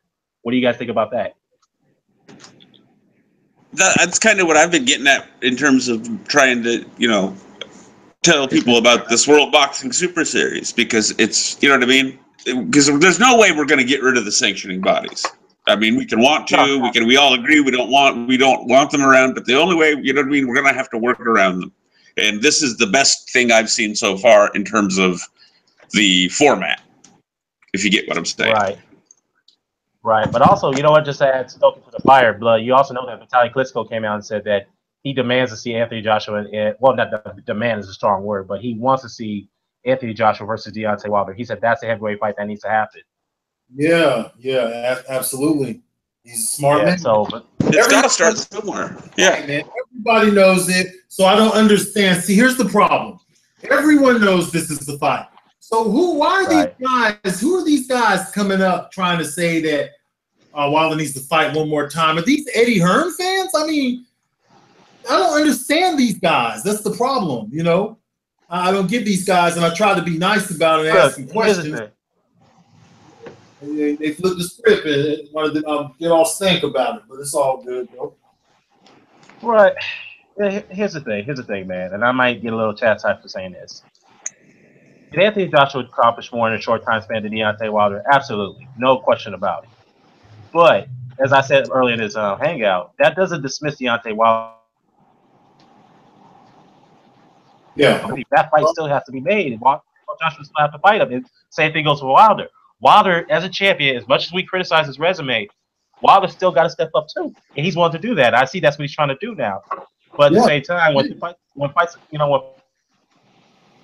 the thing is, every time he tries to step up, that's not your fault. His fault, man. He keeps getting blamed for it. I don't know why. And then people start talking about. Blood, what I think that what it is, Blood, is the promoters try to take advantage of exactly that, and they put a spin on it.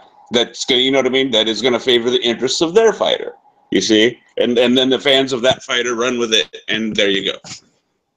Right. But again, there's always a collection of the fans that are fanboys, and so on and so forth. Yeah, especially when it's here's the thing I got who they just love for whatever reason. Well, here's the thing, who was that you saying that off? Well, here's the thing, man. Blood knows this too, and you know this too, Mr. Doc in UK, man. I'm a Deontay Wilder fan. I'm a big Deontay Wilder fan. I criticize him more than I've praised him. But at the same time, people have to acknowledge those who don't like him, who criticize him a lot. I understand that. You have every reason to do so. But you cannot dismiss the fact that he's still a champion, he's still a contender, he still has, is in within his right to get and fight another title holder like Anthony Joshua and Joseph Parker, by that matter. He has a right to claim that, So we can't just dismiss his career like that. I know, I get that. But you can't write him off. That's all I'm saying. You can't write the guy off. He still got, we want him to do what he needs to do. That's what I asked him for. I've been pushing him to do it. Blood's been pushing him. Mr. Doggie's been pushing him. So, we just got to have all of them. It's not just Wilder with me. You know what I mean? I'm after the whole division. Right. With Deontay Wilder, you got to look at his career. A comparable career would be Larry Holmes, because Deontay Wilder, by the time he won his first belt, which is the belt he has right now, he's 29. What was Larry Holmes? 29 or 30 when he won the belt? Right about 28. I believe he was 28 when he fought Kenny Norton. For Ken Norton Sr. for the WBC title. 30s though. He was, I'm in his later 20s. My bad. Yeah, he was definitely. That sounds about right. So Deontay Wilder was about 29. So they both won it around the same age. Larry Holmes went after the 49-0. I say that Deontay Wilder needs to take the similar route to what Larry Holmes did. Go after the 49-0. Let it be documented that these cowards are running. He has something to chase, a record. Anthony Joshua doesn't have anything to chase. He's just a pretender. Okay? So he has 20 more fights than Anthony Joshua, man. It's just that simple. All Anthony Joshua did was beat Klitschko. That's the only standout name, and the man was past his prime. All right? So, he needs to go after the 49-0 is what he needs to do. He's very close within 11 fights. But here's the thing, man. I agree with you saying on that on one point, but here's the thing. Even though he wants to chase that, you and I both know we expect Wilder to still take on better, good competition within that process. Yes. Dillian White, that's a fight I want him to take. Joseph Parker, the unification bout. I want who else? Who's the top guys in there? Who else? The problem is that these guys, the only one I heard call him out was Dillian White. So I say, yeah, go on ahead and start beating on Dillian White and them. If Anthony Joshua don't want to fight, and don't reward Anthony Joshua down the line when you're close to 49-0. You'll leave on your legacy. Yeah, I hear you, man. But here's the thing: he's still a belt holder. Well, imagine this in social media. You know how these palms are. Not too long from now, 5 or 6 fights, he can start promoting himself as going for the record. Okay. That's all it takes. If he does stay undefeated, I guarantee you he'll start talking about that record. I've predicted it before and I've seen it. If he gets anywhere close, that's going to be what his legacy is going to be based on. He don't need Anthony Joshua that damn bad. But if Anthony Joshua doesn't want it, he got to move on. This man talking about 2020, so I don't know. Yeah, see, Blood, in my opinion, what it is to me is all of these guys need each other. That's why the real secret I've said this, I know a million times, but I don't care. The real secret to why the 70s was such a great era for heavyweights, and you touched on it, Blood, is because of how much the best competition fought each other. Absolutely. I agree with Mr. Doc on that. And if, you know what I mean? Even if these guys aren't as talented, right? If they fought each other as much as those guys, they'd at least, you know what I mean? They'd at least be able to say something about their own era in its own context. Right, and here's the thing I want to say, too. Let's just say hypothetically that the Anthony Joshua fight does not happen. While they still have some good fighters that the heavyweights he could fight. There's Kubrat Pulev, still a good heavyweight. There's Jarrell Big Baby Miller, a good heavyweight. Dominic Brazil, a good heavyweight. So there's a handful of good heavyweights he can still fight. Yes. Yeah. I still like the guy that Brazil beat, Agunu. What's his name? Is he something? It's Yogano. Yeah, that's a good heavyweight. He's got potential. Yeah, I agree. Dangerous heavyweight. Hey, Blood. Before I forget, go ahead. He got to be right with the rankings. They can't be putting Stavern as a mandatory. He has nothing to do with that because you have all these dumb fans who come and they say stuff like the WBC protection program and I know. Like Deontay Rose. I get it. All this dumb shit about it's some of the most stupid shit I've ever heard in my life. Like you said, we all agree that the WBC is completely inconsistent. There's no, you know what I mean? Yeah, like you guys even said, you're like, oh no, that's obvious, But when they go that next level and start implying like Al Heyman runs the WBC, it's like, come on, man. Yeah, but here's the thing. I think I have to say this though.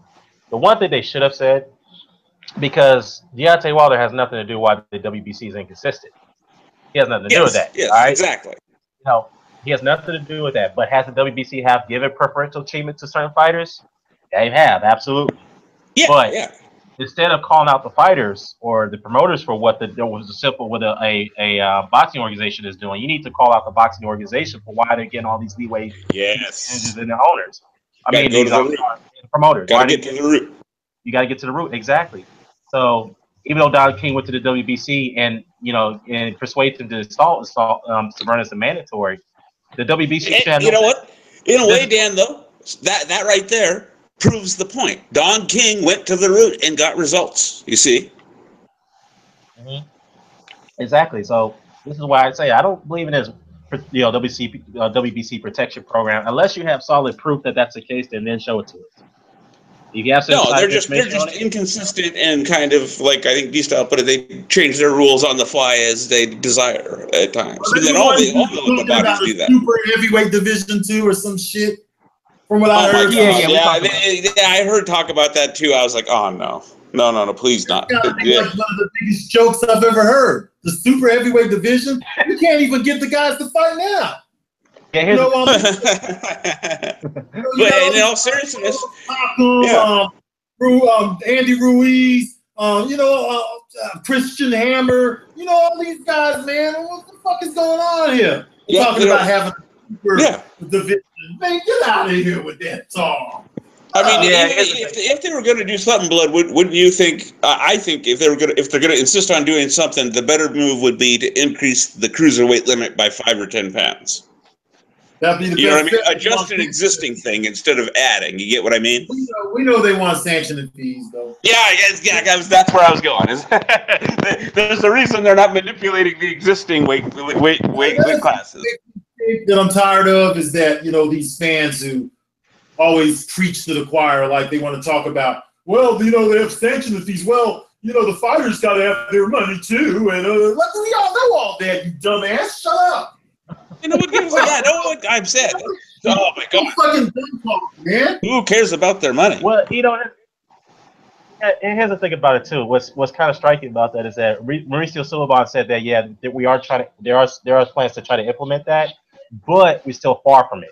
Meaning that they're not nowhere close to creating a new weight class.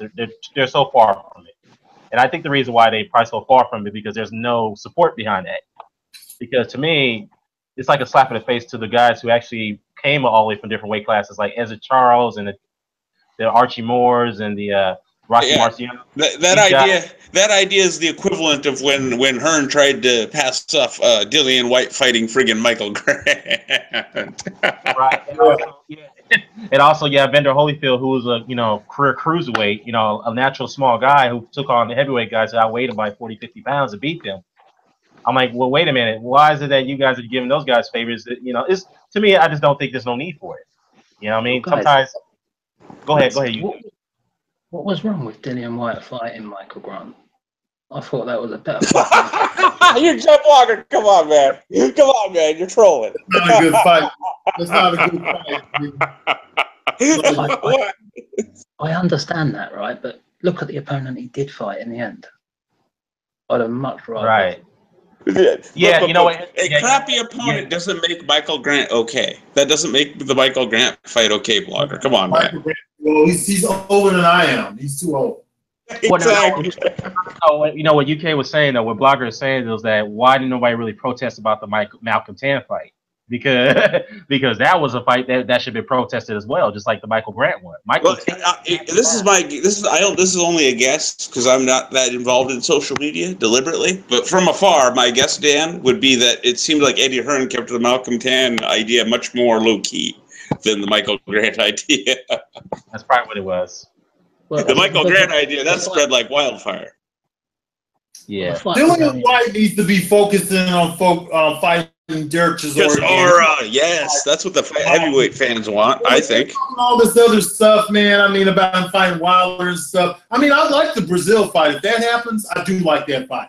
Let me just say, I do like that fight. Because that's some show and prove right there. Those are the type of fights we need.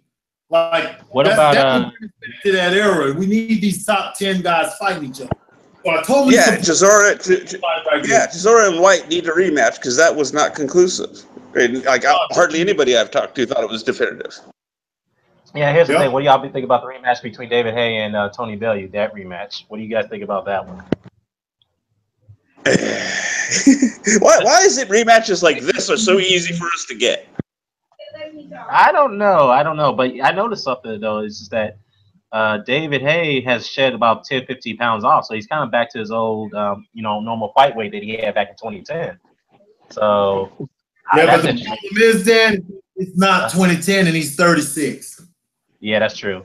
He's aged, so it may not be his skills may not. He's hoping the lighter weight will keep him give him a better chance of not getting injured. Is basically what's going on there. I bet. Yeah, I think he wants to be more athletic too, because I think when he gained the extra muscles, it slowed him down. So he's hoping if he shed the extra muscle, he'll gain some bit of his agility and athleticism back. So that's what he's hoping for. Not saying his skills will be like it was back in 2010. Good point, but it's not going to be back. But if he could gain some bit of his athleticism, that may help. Or just not tear an ACL. Yeah, let's hope that doesn't happen. But I have a feeling they will put the winner of that fight probably as an opponent for Anthony Joshua, Yeah. Oh, I don't know. I mean. Oh, Fast Eddie. I don't put that past Fast Eddie. No, he's a promoter. This is what people. I don't understand. That's another thing about these modern fans, Bled. When did they start trusting promoters? Number one, and when did they forget that it's a promoter's job description to lie in such a way that benefits them most? On a consistent basis. Promoters when Eddie Hearn came into the game and he had a cult following. That's when they started trusting promoters for whatever reason. Yeah. Hey, Ross Clark made a joke in the comment section. Hey, Butterbean, Ross Clark 222 said that Butterbean was the first super heavyweight champion. Jarrell Big Baby Miller may be next. Yeah, king of the 4-rounders. Yeah, knocking out pro wrestlers. I remember that. Butterbean's neck was so damn big, man. Nobody was gonna knock that motherfucker out. He didn't have a neck. He just had. He didn't have a neck. Yeah. I mean, he had a big old fat head on some shoulders. Nobody was gonna able to knock his big fat. He gonna fight Larry Holmes, man. That shit was funny as hell. Oh yeah, that was a funny fight, man. That shit was funny. Larry Holmes came in that bitch fatter than I've ever seen him. I was like, damn, he look like the big tall. Look at his ass, man. Yeah, exactly. Grandpa was up in his ass. But two blimps in there. Yeah. Hey, so speaking of Vitaly Klitschko, y'all. You broke up, Dan. Say again. Broke up, Dan. Was that I broke it up? Yeah, Vitaly Klitschko he's a finalist for next year's Hall of Fame. You think he deserves that right to get in if he's voted in? Hello? I'm pondering. Vitaly. I'm thinking. I'm wondering. Does Vitaly Klitschko? You're saying that Vitaly Klitschko is going into the Hall of Fame? He'll be on the ballot, is what Dan was saying. Is what it sounds like. Yeah, he's a finalist. So he's not in yet, but he's in there along with 30 other names. Let me see. Yeah, what are some of the contemporaries? That'll give me a better idea of. Yeah, come on. Hold up. Yeah, I'm sorry. He had over 10 defenses, man. Yeah, I mean, he fought some good opposition.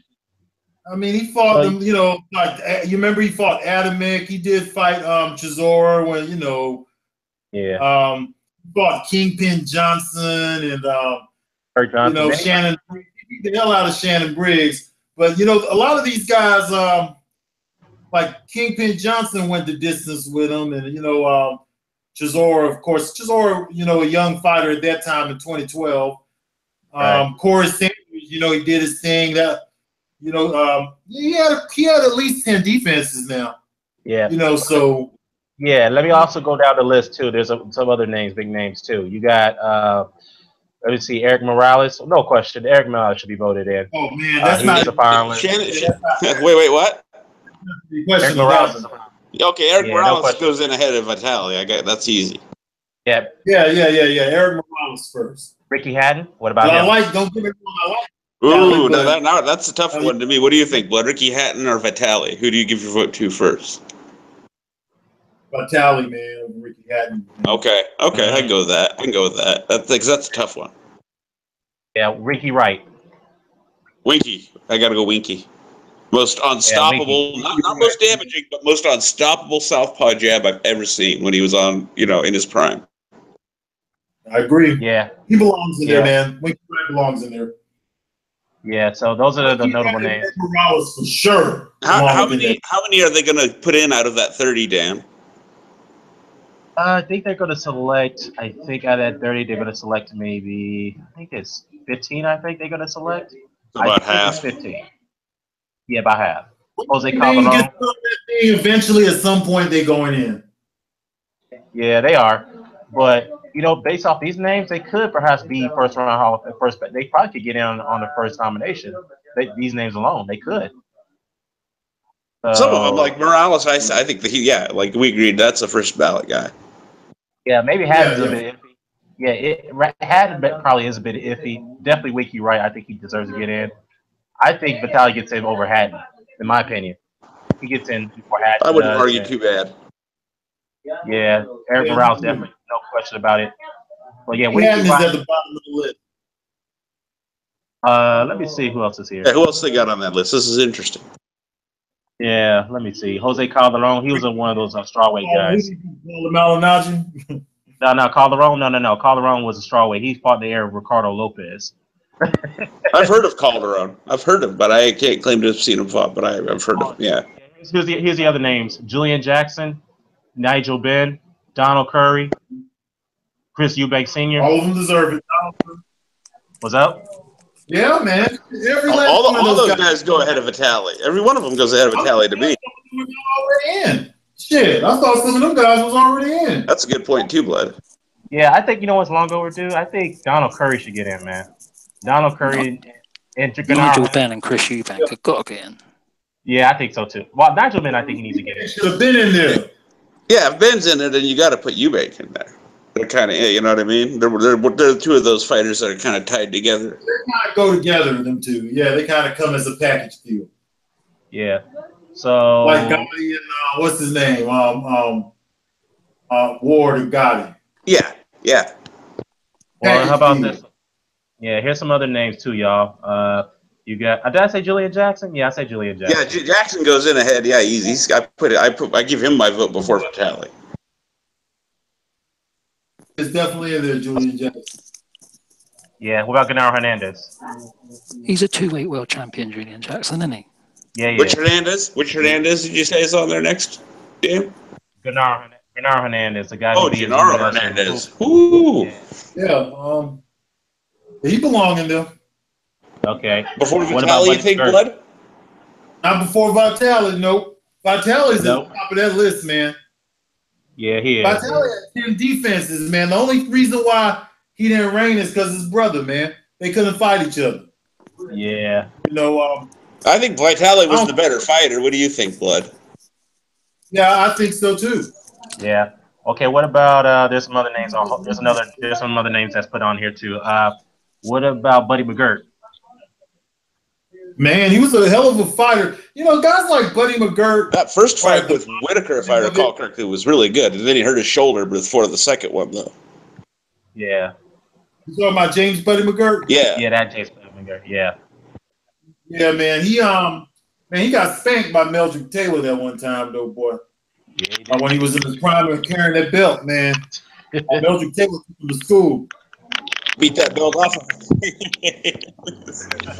All right. What about let me see some other good names. Michael Moore. He should get in. Yeah, light heavyweight and heavyweight. Light heavyweight, based off of what he did at light heavyweight and shit. Because you got to remember he had light heavyweight reign too. Yeah, he did. He didn't do undefeated. He was just a nice contender at heavy, but a light heavyweight is where his best days were. Yeah. So what about Fernando Vargas? Woo. He's at the bottom of the list, but I could see. I could see slipping him in there, but he's got one of them smaller resumes, don't he? How many fights did he have, Dan? I'm not that sold on him as the Hall of Famer, man. Yeah, he's got 31. He's got 31 pro fights, but the thing is, 32. But the thing is about Fernando, he was somewhat almost an underachiever to some degree. Yes, he became the youngest gold medalist, right? Huh? He was an Olympian, wasn't he? Gold medalist, right? Fernando. No, he was not a medalist, but he was definitely an Olympian. He was not a medalist. Okay. Yeah, but Fernando, yeah, you could say he was the youngest champion in history. He became a world champion after the 60 pro fight. He was only 21 years old at that time, or 20. Yep. Well, the youngest light middleweight champion. I'm sorry, the youngest light middleweight champion, right? I mean, let's not forget he beat some guys. They gave that fight over Winky Wright, but I don't think he won this. Yeah, I mean, yeah, he beat I Corte. That was a very good win. Your boy Compass was a good win. So yeah, he definitely. Raul Marquez was a good win. So Fernando has some good wins, but the Yeah, he bigger had win. kind of one of them Frazier brief comment-like careers and then fizzled out. Well, in a way, yeah, but Frazier actually got more marquee wins than Fernando Vargas. I'm talking about the Yeah. structure of it, not the composition. Right, yeah, you got to play kind of like Jim Jeffries too over the old 1900 heavyweight days too, in a way. So yeah, I see what you're saying. So yeah, Fernando, I think that's a long shot. What about Meldrick Taylor? Because he's actually on this 30-man ballot list too. Yeah. He was really good. I don't know if he's no Hall of Famer though. I mean, he was awesome. Don't get me wrong. Great hand speed skills. He just has some technical flaws, Meldrick Taylor. With all that athletic ability, he just got too engaged in these wars, man. And because of that, he took too much shots to the head, and he just wasn't one of those guys who had that hard cranium, man. Yeah, it wasn't long before he was downhill. Yeah, You could almost argue that if he just lost to Chavez, but not taken that kind of a beating, he'd have had a better career overall. Yeah, I think so too. I agree. But like in the Gambo and them other guys, underachievers that just didn't pan out to what you would have expected them to. Yeah. What about Yeah. There's a couple more names. I'm just naming out some names that stand out on this list. What about Darius Mikozuski? That's a tough one. Yeah. Yeah, he just didn't get the fight with that he needed, man, with Roy Jones. Yeah. I mean, he beat Virgil Hill. We gotta give him credit for that. And he beat Glenn. I think he had Glenn Johnson on his resume, but he got a couple good names. But borderline. I mean, he had a pretty good reign too. So he's borderline. Yeah, that's what Yeah, he's not. Yeah, it's not like we're dismissing him. It's just like we're especially when better. Yes, exactly. Well, yeah, especially you got the list. You got people like Nigel Benn, Donald Curry, Chris Eubanks Sr. in there, man, and Gennaro Hernandez. I've kind of been just vaguely in my head trying to keep a sense of how when we get close to the number 15. You know what I mean? Right. There's only half we're going to get in. That's true. About Spanaki, I don't know about that one. Yeah, I'm not sure, man. Yeah, I'm not sure about that one. Is he actually on that list, Dan, or are you trolling, man? I'm trolling. He's actually on the list. He's actually on there. A Kawasaki Award, super middleweight. Who's got the best resume? Oh man, I knew you were gonna bring that up sometime. I don't know. That's a tough one, man. This is gonna be a good debate. Ward versus Kawasaki. Well, Kawasaki did have more defenses because he developed his career as a WBO champion. Then he took on, Peter Manfredi, and then Peter Manfredo Jr., Brian Mitchell, and Glit. Who else he took on? Sort of that big unification bout. So yeah, he had some good wins, man. And who else? Sasaki Obika too. Definitely had some good wins at super middleweight against those top guys. Cleaned it out basically. He won all the belts at one stage or other. Yeah, he did win all the belts. He did, but he didn't win. Kessler was a good win, boy. Which one? Kessler. Yeah, I just said that. Kessler. Yeah, Kessler was a good win. Okay. Yeah, so he definitely collected all the belts. The question is the level of opposition that he fought, though. You have to look at the pedigree. I mean, some of them were good. Don't get me wrong; they were good. I mean, Andre Ward did it probably in a short time span. He beat Kessler. Yes, that Kessler was already beaten by Kawasaki, but he was a favorite to win that fight. Ward beat him. Nobody expected Ward to win that fight. Robin Reed fight, though. Yeah, the Robin Reed fight. Yeah, some people felt that Kawasaki lost that fight, and because that's what made people think Jeff Lacey was going to beat him. I actually went and saw that Jeff Lacey Robin Reed fight live, and that's what made people think that Jeff Lacey was going to beat Kawasaki because he beat Robin Reed pretty easily.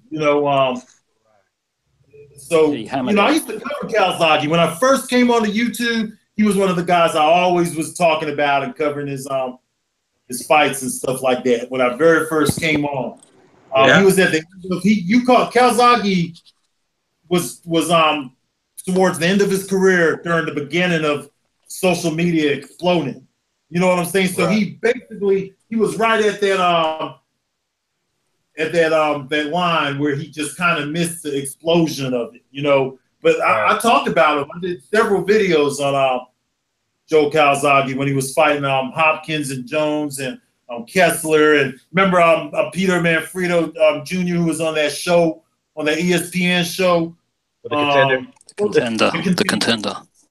Yeah, you know, yeah, man. I always thought that Calzaghe was one of the greatest at 168, and then Ward is also one of the greatest. Between them two, yeah, exactly. Who's the greatest? Yeah, exactly. Yeah, was the Union? Oh, sorry. Go ahead. Real quickly, man. Trap House Boxer asked that question when we was on that Hall of Fame discussion. He said that, hey, what about G-Man? What about Iran Barkley? Aren't they on the list? Nah, man, they're not. I mean, Iran. They should be. They're not in already. They should be, but Iran Barkley, I think, if all people should get in, because if Toro Gotti got in based off his fights with what's Ward. his name, based off the fact of Mickey Ward, then why not Iran Barkley? Because Iran Barkley, he had that sick run of fights. He had just a sick, murderous run of fights, all one after the other. Dude got two good wins over Tommy Hearns, so some people call one of the greatest 5 division champions of all time. So. Yeah, I mean, that's just my take on it, man. Yeah, back to the super middleweight discussion. Andre Ward, what did you going to say, Mr. Doc? You was going to ask me a question? I was going to say that, if I recall correctly, that Eubank Sr. that Calzaghe beat went on to drop a freaking Carl Thompson at cruiserweight, and in the eyes of some people, beat him. Remember that he skipped light heavyweight to go up to cruiserweight. Yeah, that was kind of almost unheard of. And he dropped the guy. Yeah, he hurt him badly in that fight. Very close fight. Very close fight. Good fight. Very good fight too. Man, yeah, I can't think about. You know, I shouldn't bring this up, but what up, bud? That damn. I'm talking about you, man. I can't wait to see that damn fight tomorrow, boy. Oh yeah, with Yildirim, man. Yeah. You know what? There was some craziness at the press conference, but I didn't realize exactly what it was. Like, Blogger was kind of talking to me about it a little. I was like, "Oh, holy shit! That's badness." Man. Yeah, well, here's the thing I gotta say about this. Man, about that. I mean, Yildirim is a 170-pound guy. Okay, he's a light heavyweight. He's like the weights has calmed down to 168 to compete in this tournament, and two of those light heavyweights lost already. So I'm not sure if he's going to be effective at this weight. I mean, I looked at the guy's fights. He's a bit slow. He's pretty one-dimensional. So I mean, I expect Eubank to handle him with ease, give him a lot of angles, blind him with combinations, because Yildirim doesn't move his head, so he's a sitting target. He's very Eastern European, yeah. He's got that roboticness. He's very robotic. He's an easy target. I expect Eubank to win him. I'm gonna enjoy seeing him get his ass whooped. Yeah, I hear you, man. But yeah, big thing about Andre Ward. Yeah, we haven't finished that to talk about Andre Ward. Andre Ward, Joe Calzaghe. I'm tempted to say it's a kind of a quality versus quantity debate between those two. Yeah, that's what it is. That's what it is. It's a tough one because Joe Calzaghe has some quality there too. And yeah. I mean that, and like it's an even. You know what I mean? Yeah. They both have good quality, or whatever you want to call it, of each. Yeah, but you think about Calzaghe missed the era of Andre Ward. It's like the thing that's so ironic is that the two best champions in this division are back to back. You know what I'm saying? So they actually have some like opponents too. You know, but they're back to back. So he didn't get a chance to fight a lot of the guys that Andre Ward got to fight, such as the fight that everybody wanted to see was the Calzaghe-Kessler fight. Kessler wanted the fight. Right. You know what I'm saying? I mean, he went on and fought the Warrior, the Celtic Warrior. He fought him. Oh, Steve Collins. Did you talk about him? No, the other guy. What's his name? You know, boy. Glenn Johnson. What's the guy's name, man? You just mentioned them. We just both mentioned them. Eubank Senior? No, he's British. Miguel Kessler, the Viking. Okay. I mean. Oh, the Viking. Viking, Okay, yeah. I got you. Miguel Kessler. Yeah, you know what I'm saying? So, yeah, man, because both of them fought Miguel Kessler, right? That's their like opponent. That's one of their like opponents, right? I believe so, yes. Or is that their only? Yeah, and then the thing about Kawasaki is that he didn't fight Carl Froch. If Carl Froch was mandatory, and Kawasaki elected to vacate his title to unify with Kessler. Yeah, see, to me, correct me if I'm wrong, guys, to me, Calzaghe's career kind of fell in between two eras. What's up? What'd you say, Blood?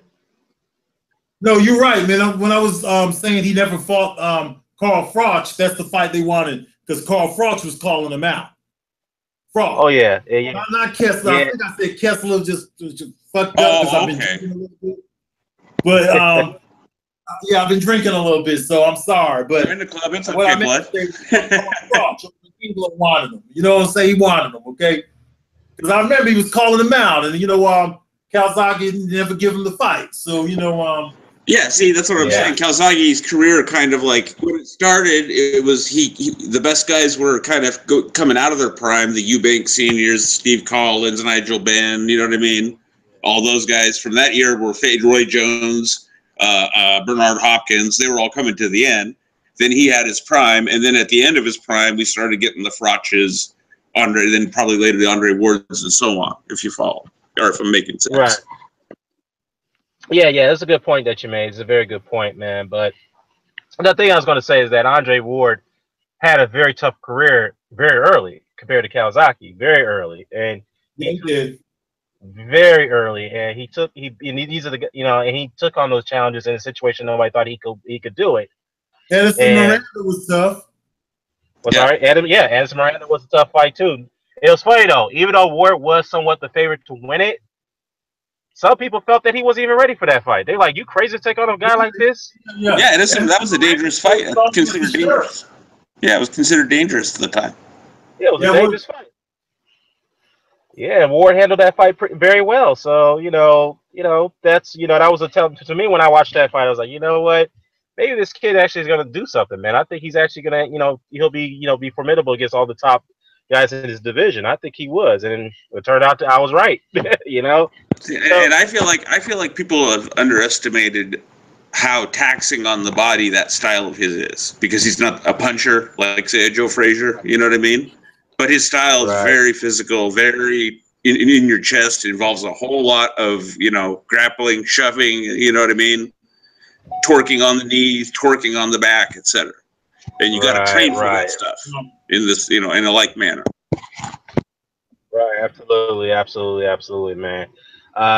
Yeah, man, it's ongoing debate, man. I mean, it's a tough call on this one. It's a very tough call, I mean, you could say that Kawasaki had more defenses. He won more belts. But if you look at the belts, they equally, if you look at it, they both fought between two divisions, right? They both won the same amount of belts together. Let's see. Andre Ward won how many belts? He's won how many? 5 belts? I can't remember. Including a lineal champ. He had 3 out of the 4, as I recall, at Super Metal. No, I'm not talking super middleweight. I'm talking about in the two divisions combined altogether in their careers. I think it's 6 because he had 3 out of the 4 after he beat Kovalev. You're right. It's 6. It's 6. Yeah, he has 6. He was almost undisputed in both. Yeah. That's what I remember it. Anyway. Both. That sounds right. Yeah. So Ward had a total of 6, including. It was Butte, right? Super Metal. Okay. Yeah. So Ward had a total of 6, including the lineal championships. That's a total of 6 world titles.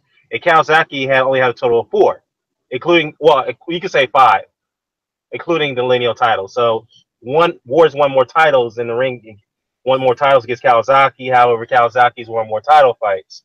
So, but again, it's kind of it's a numbers game you could play. Yeah, he's got more title fights, but the level of opposition that Kawasaki fought up to that point, that's something you say, well, they're still good, but Andre Ward did it in a faster pace.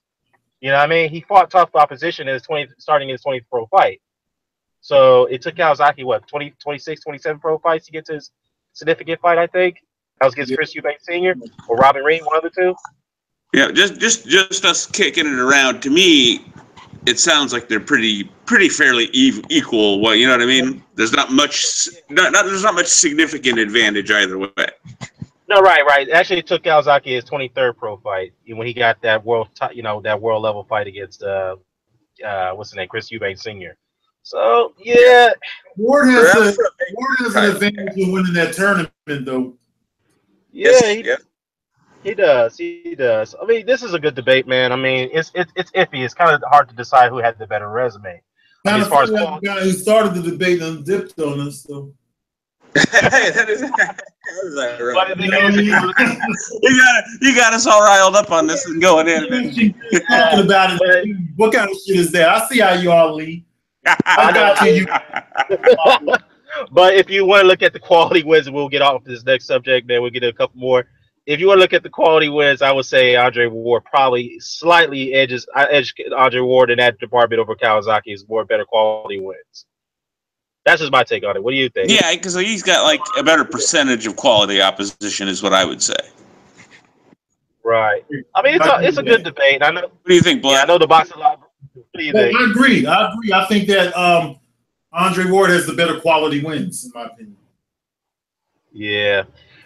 I mean, I know Boxing Librarian and I will love to have a discussion on that one day, but it is what it is. But anyhow, let me go back to the comment section. Trap House said that I'm leaning towards Eubank Jr. to win the World Boxing Series tournament. Leaning towards him too. I'll be honest with you. I think he'll win it. What do y'all think? Good choice. Him or Groves come to mind kind of most easily. Yeah. Well, I think they're going to be them. Eubank Jr. for me. Yeah, I'm going with Eubank Jr. on this one. He made me a believer. I'm just being honest. But we'll see what happens tomorrow when he fights Yorder, man. But I expect him to win that fight. Do you think it'll come down to those two, you guys, or is there somebody else that's a wild card? I think it'll come down to those two. I think it will. Yeah, I think it's. I think Groves is dangerous, but I still don't think he could beat Chris Eubank. Nah. So there's no Dorticos kind of hiding out at 168, I guess is what I'm asking. Yeah. But anyways, yeah, we'll see how that turns out, man. I think it's it's a good tournament. I think those two will be in the finals, but this is boxing. That's why they have the fights, yep. Yeah, they have the fights yet. But let me go on some things here. Get your guys' input on this. You guys, I bet you didn't know about this one right here. Kelly Pavlik had recently came out, and I'm sure many people didn't know this either. I know, Blood, you probably knew about this too. I'm not sure about you, Mr. Doc. Kelly Pavlik was supposed to fight Andre Ward. I don't know if you guys remember that. Yeah. After he, that was supposed to happen, and Kelly Pavlik had came out and said there was a reason why that fight didn't happen was because the fight never happened as Ward injured his shoulder in sparring in December and subsequently canceled the fight. So he had to go get surgery. But this is what Pavlik, he had to further comment on that. He says, look, man, I don't know what would happen if we had fought, but man, I was humble enough to say the fights that I would have loved. But he had the shoulder injury, so of course I'm not going to say I would have beaten him, but it would definitely been one of the fights I was pumped up for. But unfortunately, things happen, and things happen for a reason. And when that fight fell through, there was no more big fights left for me. So I don't care what anybody says. I mean, they were all tied up. They all had contractual agreements to other fights. He was talking about the other super middleweights at the time. I was looking for a minimum of a year for a meaningful fight. So I'm not even going to talk about a world championship. I'm just talking about a decent fight. So what do you guys think about that, man? Do you think Kelly Pavlik would have won that fight against Andre Ward? No, absolutely not. He don't get me wrong. What put him on the map for me was when he fought Edison Miranda, because Edison Miranda at that time, that's when he was rocking the little afro. You remember he used to have the nappy afro, and he was a dangerous guy. He had broke off the Abrams jaw. I was going to say, I remember he had to spot him with his jaw hanging off. It looked like. Yeah. He both basically broke Abrams' jaw, and then I thought for sure he was going to clean the floor up with Kelly Pavlik, and Kelly Pavlik put that whooping on him, then went on ahead and took it to another level and beat Jermaine Taylor up. But you know, Kelly Pavlik, man, all wrong for. Yeah, Andre Ward is just way too skilled for Kelly Pavlik. We'll probably even if Bernard Hopkins did that at the age of 43, can you imagine what Andre Ward would have done to him, man? Basically, yeah, exactly. Yeah, he would have been so frustrated, and yeah, he wouldn't have done. Yeah. He would have ended up bloodied up and a mess. Yeah. So Charlie Brown asked this question: who do you think will win in the A in the final if it's to happen at the super middleweight tournament? Groves or Eubank? Eubank, man. Got to lean towards Eubank. Yeah, I mean, well, they can't be in the final, can they? Because they're fighting each other in the same. Are they in the same? Oh, hey, what's up, bloggers? Bloggers back. Are you back, man? Oh, they can't. How are you going to leave us after you started the conversation? Okay. About the Calzaghe stuff, and then he instigating. My battery died, man. My battery died. It's all good, man. It's all good. We're just yeah, but anyways, back to the Kelly Pavlik and Ward fight that was supposed to happen. And definitely, I'm going with Ward with that one, man. Trap House agrees with me too. Well, all of us, obviously, that one because Kelly Pavlik could do well against technical fighters. He could do well against guys who give him a lot of angles. You know, the man on the inside. That's another thing too, because he likes to fight from a distance. He couldn't fight from the inside either. I mean, Sergio Martinez really put a beating on him, man. Bad beating. Jesus Christ. I mean, Sergio Martinez, a little guy, could do that. And Bernard Hopkins at age 43 could do that to Kelly Pavlik. Then, yeah, I definitely would favor Andre Ward to win that fight. Especially Andre Ward was coming up at that time. So, Pavlik's not going to be able to get extension on his punches. He's going to have Ward in his chest all night. He's going to get beaten up. You know what I mean? And like Blood said, probably either he gets stopped or he quits in his corner. Yeah. It's just all wrong for him. It's not that Pavlik was bad. It's just that style's all wrong. Terrible matchup. Yeah, well, I agree. Well, anyways, y'all, on to another topic. I know this is a controversial topic right here. Virgil Hunter came out and had some thoughts about Sergey Kovalev. And this is what he said. Controversial. He said Russian fighters don't do well in dogfights. And this is what he also had to say. He said, look, there are people who are being realistic and who realize that Kovalev was going to get stopped regardless of what they thought was they said finished the fight, okay? He was done even before he got hurt with the right hand. He pretty much was done. Now, if you listen to me in the quarter after the 7th round was over. I told Andre to keep doing what he was doing, and the fight was, be over before the 10th round. Kovalev was done. He basically given up. He was going through the emotions, but he never fought anyone with that kind of tenacity. All right? In my opinion, well, actually, no. If you look at the history of boxing, Russian fighters don't do well when you put them in a dogfight. Just like they just don't do it. I mean, you could go to Costa Zul and Ricky Hatton, versus Ricky Hatton. You could go through Klitschko versus Corey Sanders, and Lamont Brewster. I can go on and on and on with Giroff versus James Thompson. That's the history of the fight game, man. When it comes to your fighters and the pros, when you put them in there in the dogfight, they give in. That's not all to say all of them do. But the days I just pointed out, they've done it. Well, if you start with me on this one, I agree to disagree. Here's the thing. Costa Zul actually was a big dog fights, okay? Before that Ricky Hatton fight. He was in a lot of dog fights and he won them. All right? Just so what happens is Styles Jake fights, he met with the wrong. Costa Zul was pretty much past his best when he fought Ricky Hatton. His prime, man. He was past his prime at this time. Yeah, he was past his prime. So I don't know why I don't agree with Virgil Hunter on that one right there. Klitschko versus Corey Sanders. I think he's talking about Vladimir Klitschko. Obviously, it's got to be the little brother, yeah. But Brother Vitali was a good dog fighter. You gotta say Vitali was good at the dog fights, all right? You gotta give him that at least. Lamont Brewster, yeah, same thing. I mean, well, to be fair with Klitschko, he avenged that loss against Lamont Brewster. So he avenged that loss. I mean, Giroff versus Jay Tony, probably one of the best cruiserweight fights we ever seen. I mean, that was a dog fight. I was gonna say, not for nothing. Great fight, and you could accuse Giroff of a lot of things, but I don't think you could accuse him of capitulating in that fight. What do you guys think? Yeah, I agree. I mean, Giroff always brought it, man. He's been in dog fights himself. Giroff, he's been in some dog fights. Yeah, Giroff was a good fighter, man. Right. I mean, again, Virgil Hunter may have some points, but I disagree with He's most right of them. about Kovalev. Yeah, Yeah, but he's we right were. about I him. mean, we were all saying Kovalev had quitted him before the rematch. Right, right. I agree with him on Kovalev, but I don't know about Kasazu. No, I don't agree with him on Kasazu. I mean, if he's talking about Vladimir Klitschko, I do agree with him on Vladimir, but not on Vitaly. And Jirov, no, I don't agree with him on Jirov. I don't agree with him on that one. Now that I've heard him say this before. I think it was like right after the first fight, Dan. But he at that time, as I recall, he was talking about in like Olympic competition and shit like that. Right. Yeah, I remember that. I don't Which know about that, man. I don't know as much about, so I don't. You know what I mean? I don't know how much of a point he would have had about that. See, but what? How many Right. like Russian, Eastern European fighters are good like body fighters, like inside fighters? No, I mean, there's not many of them. I mean, You're talking like You mean shoulder to like shoulder. dogging? Yeah. Jirov is kind of like probably only one of the few. Kasazu to some degree was a pretty Triple good G a inside little fighter. bit, I suppose.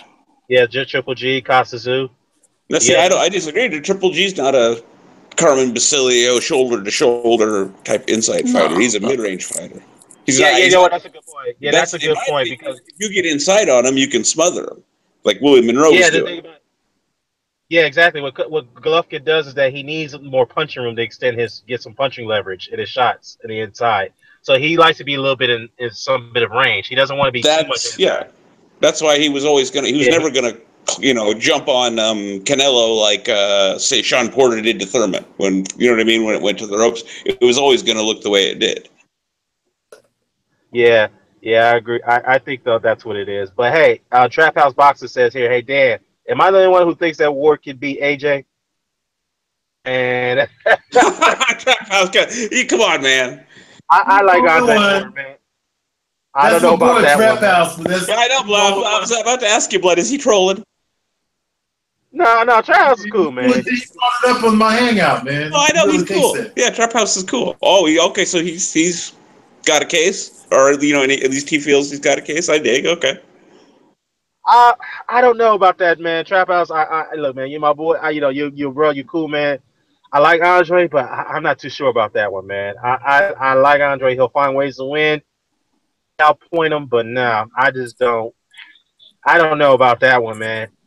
I mean, Blood. What do you think, bro? No, man, he already know what I told him.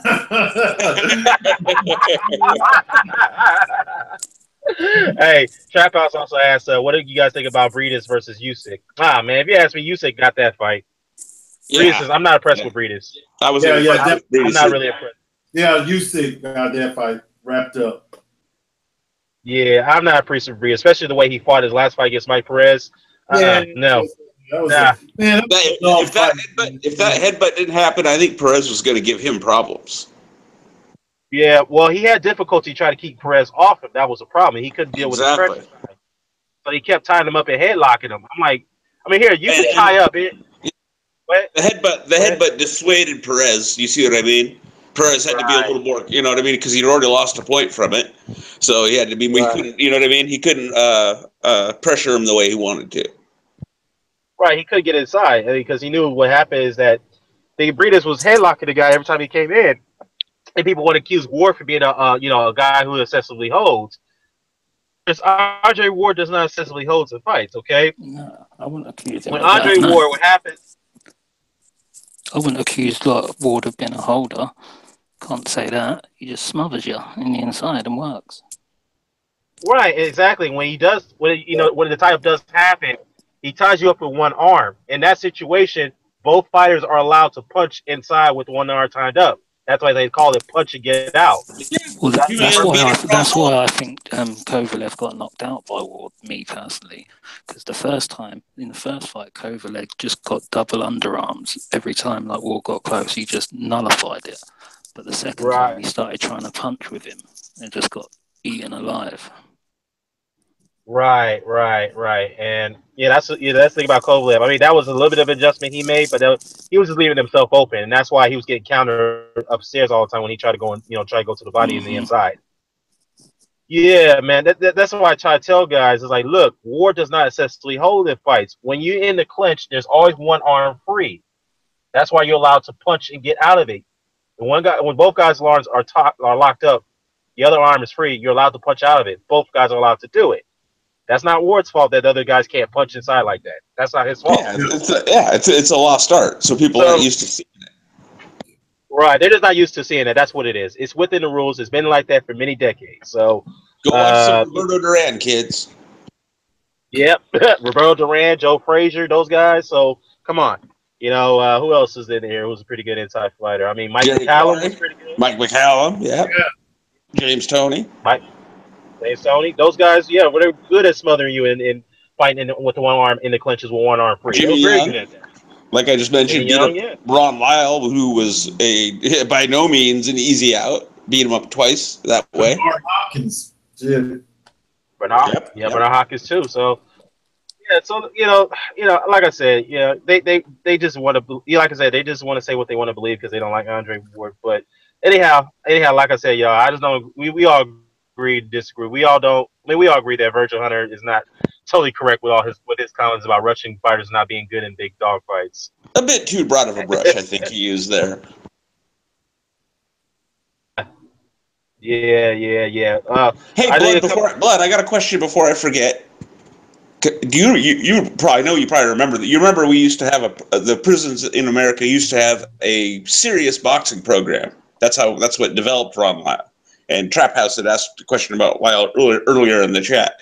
Do you remember, Blood, when they phased out or changed our prison boxing system? When they changed our prison boxing system, that goes because it used to be serious business. You know what I mean? That's why Lyle was so good when he got out. Yeah, when was that actually? Well, it seems my recollection is it was sometime in the 80s, I want to say, and I distinctly recall, because the thing about it that was weird is the prison boxing system, out of all the prison programs at the time, right, in the early 80s, late 70s, in the 70s especially, it had the most positive effect on recidivism rates. And that's the program they cut. Yeah, man. I think it was different from state to state, man, but that's a federal it was the boxing, that was a federal program in the federal prison system, right? Yeah. So it wouldn't have been state to state. I don't know. They must have had ended in a certain year. I know only certain prisons had the boxing program. Oh, so it wasn't even universal. Okay. It was still definitely going in the 80s and probably in the 90s too. That's a real good question. That's a real good question. Well, yeah, that is a very good question. That always annoyed me. That I mean, it was, although it's pretty typical of our politicians, of course. The thing that has the most positive effect on something, that's the one they decide to cut. Yeah. Hey guys, I think one more topic. We're probably gonna wrap this up here. So let me ask y'all guys. I'm sorry. I know Sean Porter got a fight with Granados coming up. I'm not particularly happy about that fight, but I think there's a reason why that fight was made because Danny Garcia is fighting. No, it's not that bad, but it's not ideal. It's not an ideal fight that people want to see. Oh, it's but not. I think the reason why behind that. No. Yeah, I got you. No, the reason why is because Danny Garcia is fighting Brandon Rios. Now, I forgot. I heard that. Yeah, I don't know. I like to give Danny Garcia the benefit of the doubt, but dude, no. He's picked too many carries. Yeah, I mean. Look, the Mauricio Herrera fight was a long time ago, okay? I understand your confidence was shot in that situation, but that was, 2-3 years ago when that fight happened? 2-3 years ago? At least. Dude, what happened to the string of top competition that you were fighting at, like welterweight, dude? What happened to that? It's like, Jesus Christ, man. I mean, look, the WBC ordered the fight between Porter and Garcia. I don't know what happened there, why they couldn't come to terms. I'm not sure if it was Garcia that backed out of the top. Well, he lost his Garcia when he lost his belt, and then when Errol Spence won, it's kind of put the welterweight division. It's like the welterweight division's on hold right now. We're just kind of waiting with Keith Thurman being out of the injury. It's like the welterweight division. Yeah. It's focused on only like 5 guys, really. At the top. And these 5 guys don't need to fight each other. It's just that simple. Yeah. I mean, look. Here's the way I gotta look at it. I don't like both. To be honest with you, I really don't like the Granados and Porter fight. I don't like the Garcia Rios fight. All I gotta say is this: if both Danny Garcia and Sean Porter get through their interim fights, which we expect they would, they need to fight next. No questions asked. They have to fight after this. Absolutely. They have Absolutely. to. They got to fight next, man. Please. Yeah. No, I don't want to hear no A side, B side shit. I'm tired of hearing that bullshit. The WBC Yeah. mandate to fight. You guys need to come together to get it done. That's all I gotta say. Oh yeah, there is one more question I gotta ask you guys. This is something that really needs to talk about here. I know it's subjective, but I just want your guys' thoughts on this. This is the last subject here. Gennady Okay, Golovkin was named pound for pound number one by Ring Magazine. Mhm. What is your take on that one? Golovkin is. Sorry, Blood. Sorry, Blood. Go ahead. Oh yeah, no, you go ahead first, Mr. Doc. That was all I was going to say. That's Fishnets at work, man. He owns that, don't he? Am I wrong? Probably. Am I wrong? Didn't he own that? He owns that. So Yeah, Oscar De La Hoya. yeah. So of course, yeah, man. That's a Fishnets move. It's simple. Well, my thing is that how do you become pound for pound number one and you didn't win your last fight? That's why I say it's a Fishnets move. I do not even. I've never given credit to them to none of that shit, man. That pound for pound stuff. Right. I don't because it's opinionated, man. You know what I'm saying? And they try to come up with these pound for pounds on these websites and stuff, but that's just like one person's pound. I don't even agree that there's no poll. Yeah, I mean, pound for pound, dude. I can't even do pound for pound for myself without turning it into two lists. I'll drive myself nuts. I have to go. No, I have to separate the resume from the eye test, or else I'll drive myself crazy trying to balance the two versus each other. So, yeah, right. Yeah, it's like you said, Dan. When you open the subject, it's extremely subjective. Sure. Well, Mr. Doc? I was just saying, yeah, like you said, it's very subjective. Well, it's funny, though, because he's not universally recognized because, I know the Ring Magazine's been the one that's been out there for a long time when it comes to these rankings. So, therefore, you kind of recognize that more than the other ones. But let me see. Terrence Crawford was named. Broke up there, Dan, on me. He's Terrence Crawford, what? What about, you said Terrence Crawford, and then it did the 56K. He's rated pound for pound number one by the Boxing Writers Association. And who else he right? I think ESPN got him pound for pound number one too. Let me check. Yeah, how you got Fishnets? How are you gonna put my guy ahead of Terrence Crawford? Come on, man. Well, actually, let me see. Let me take a look. Let me see. Let me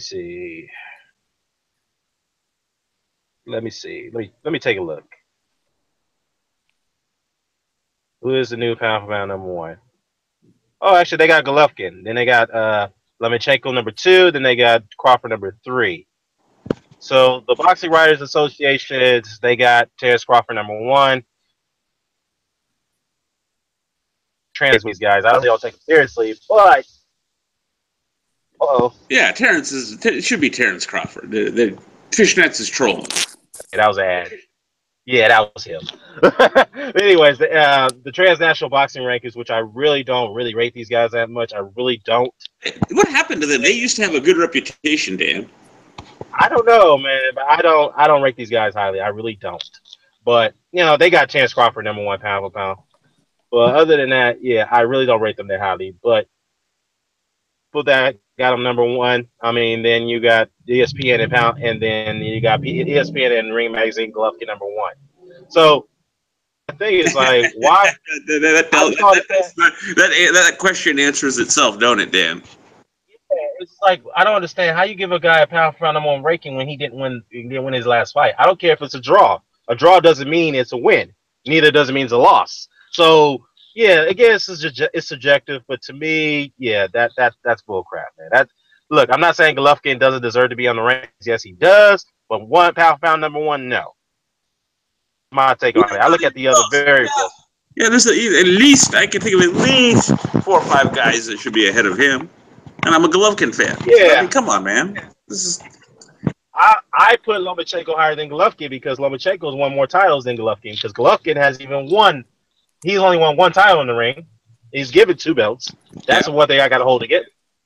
I know. I have to take that into account. Crawford won all his belts in the ring, and he cleaned down his division.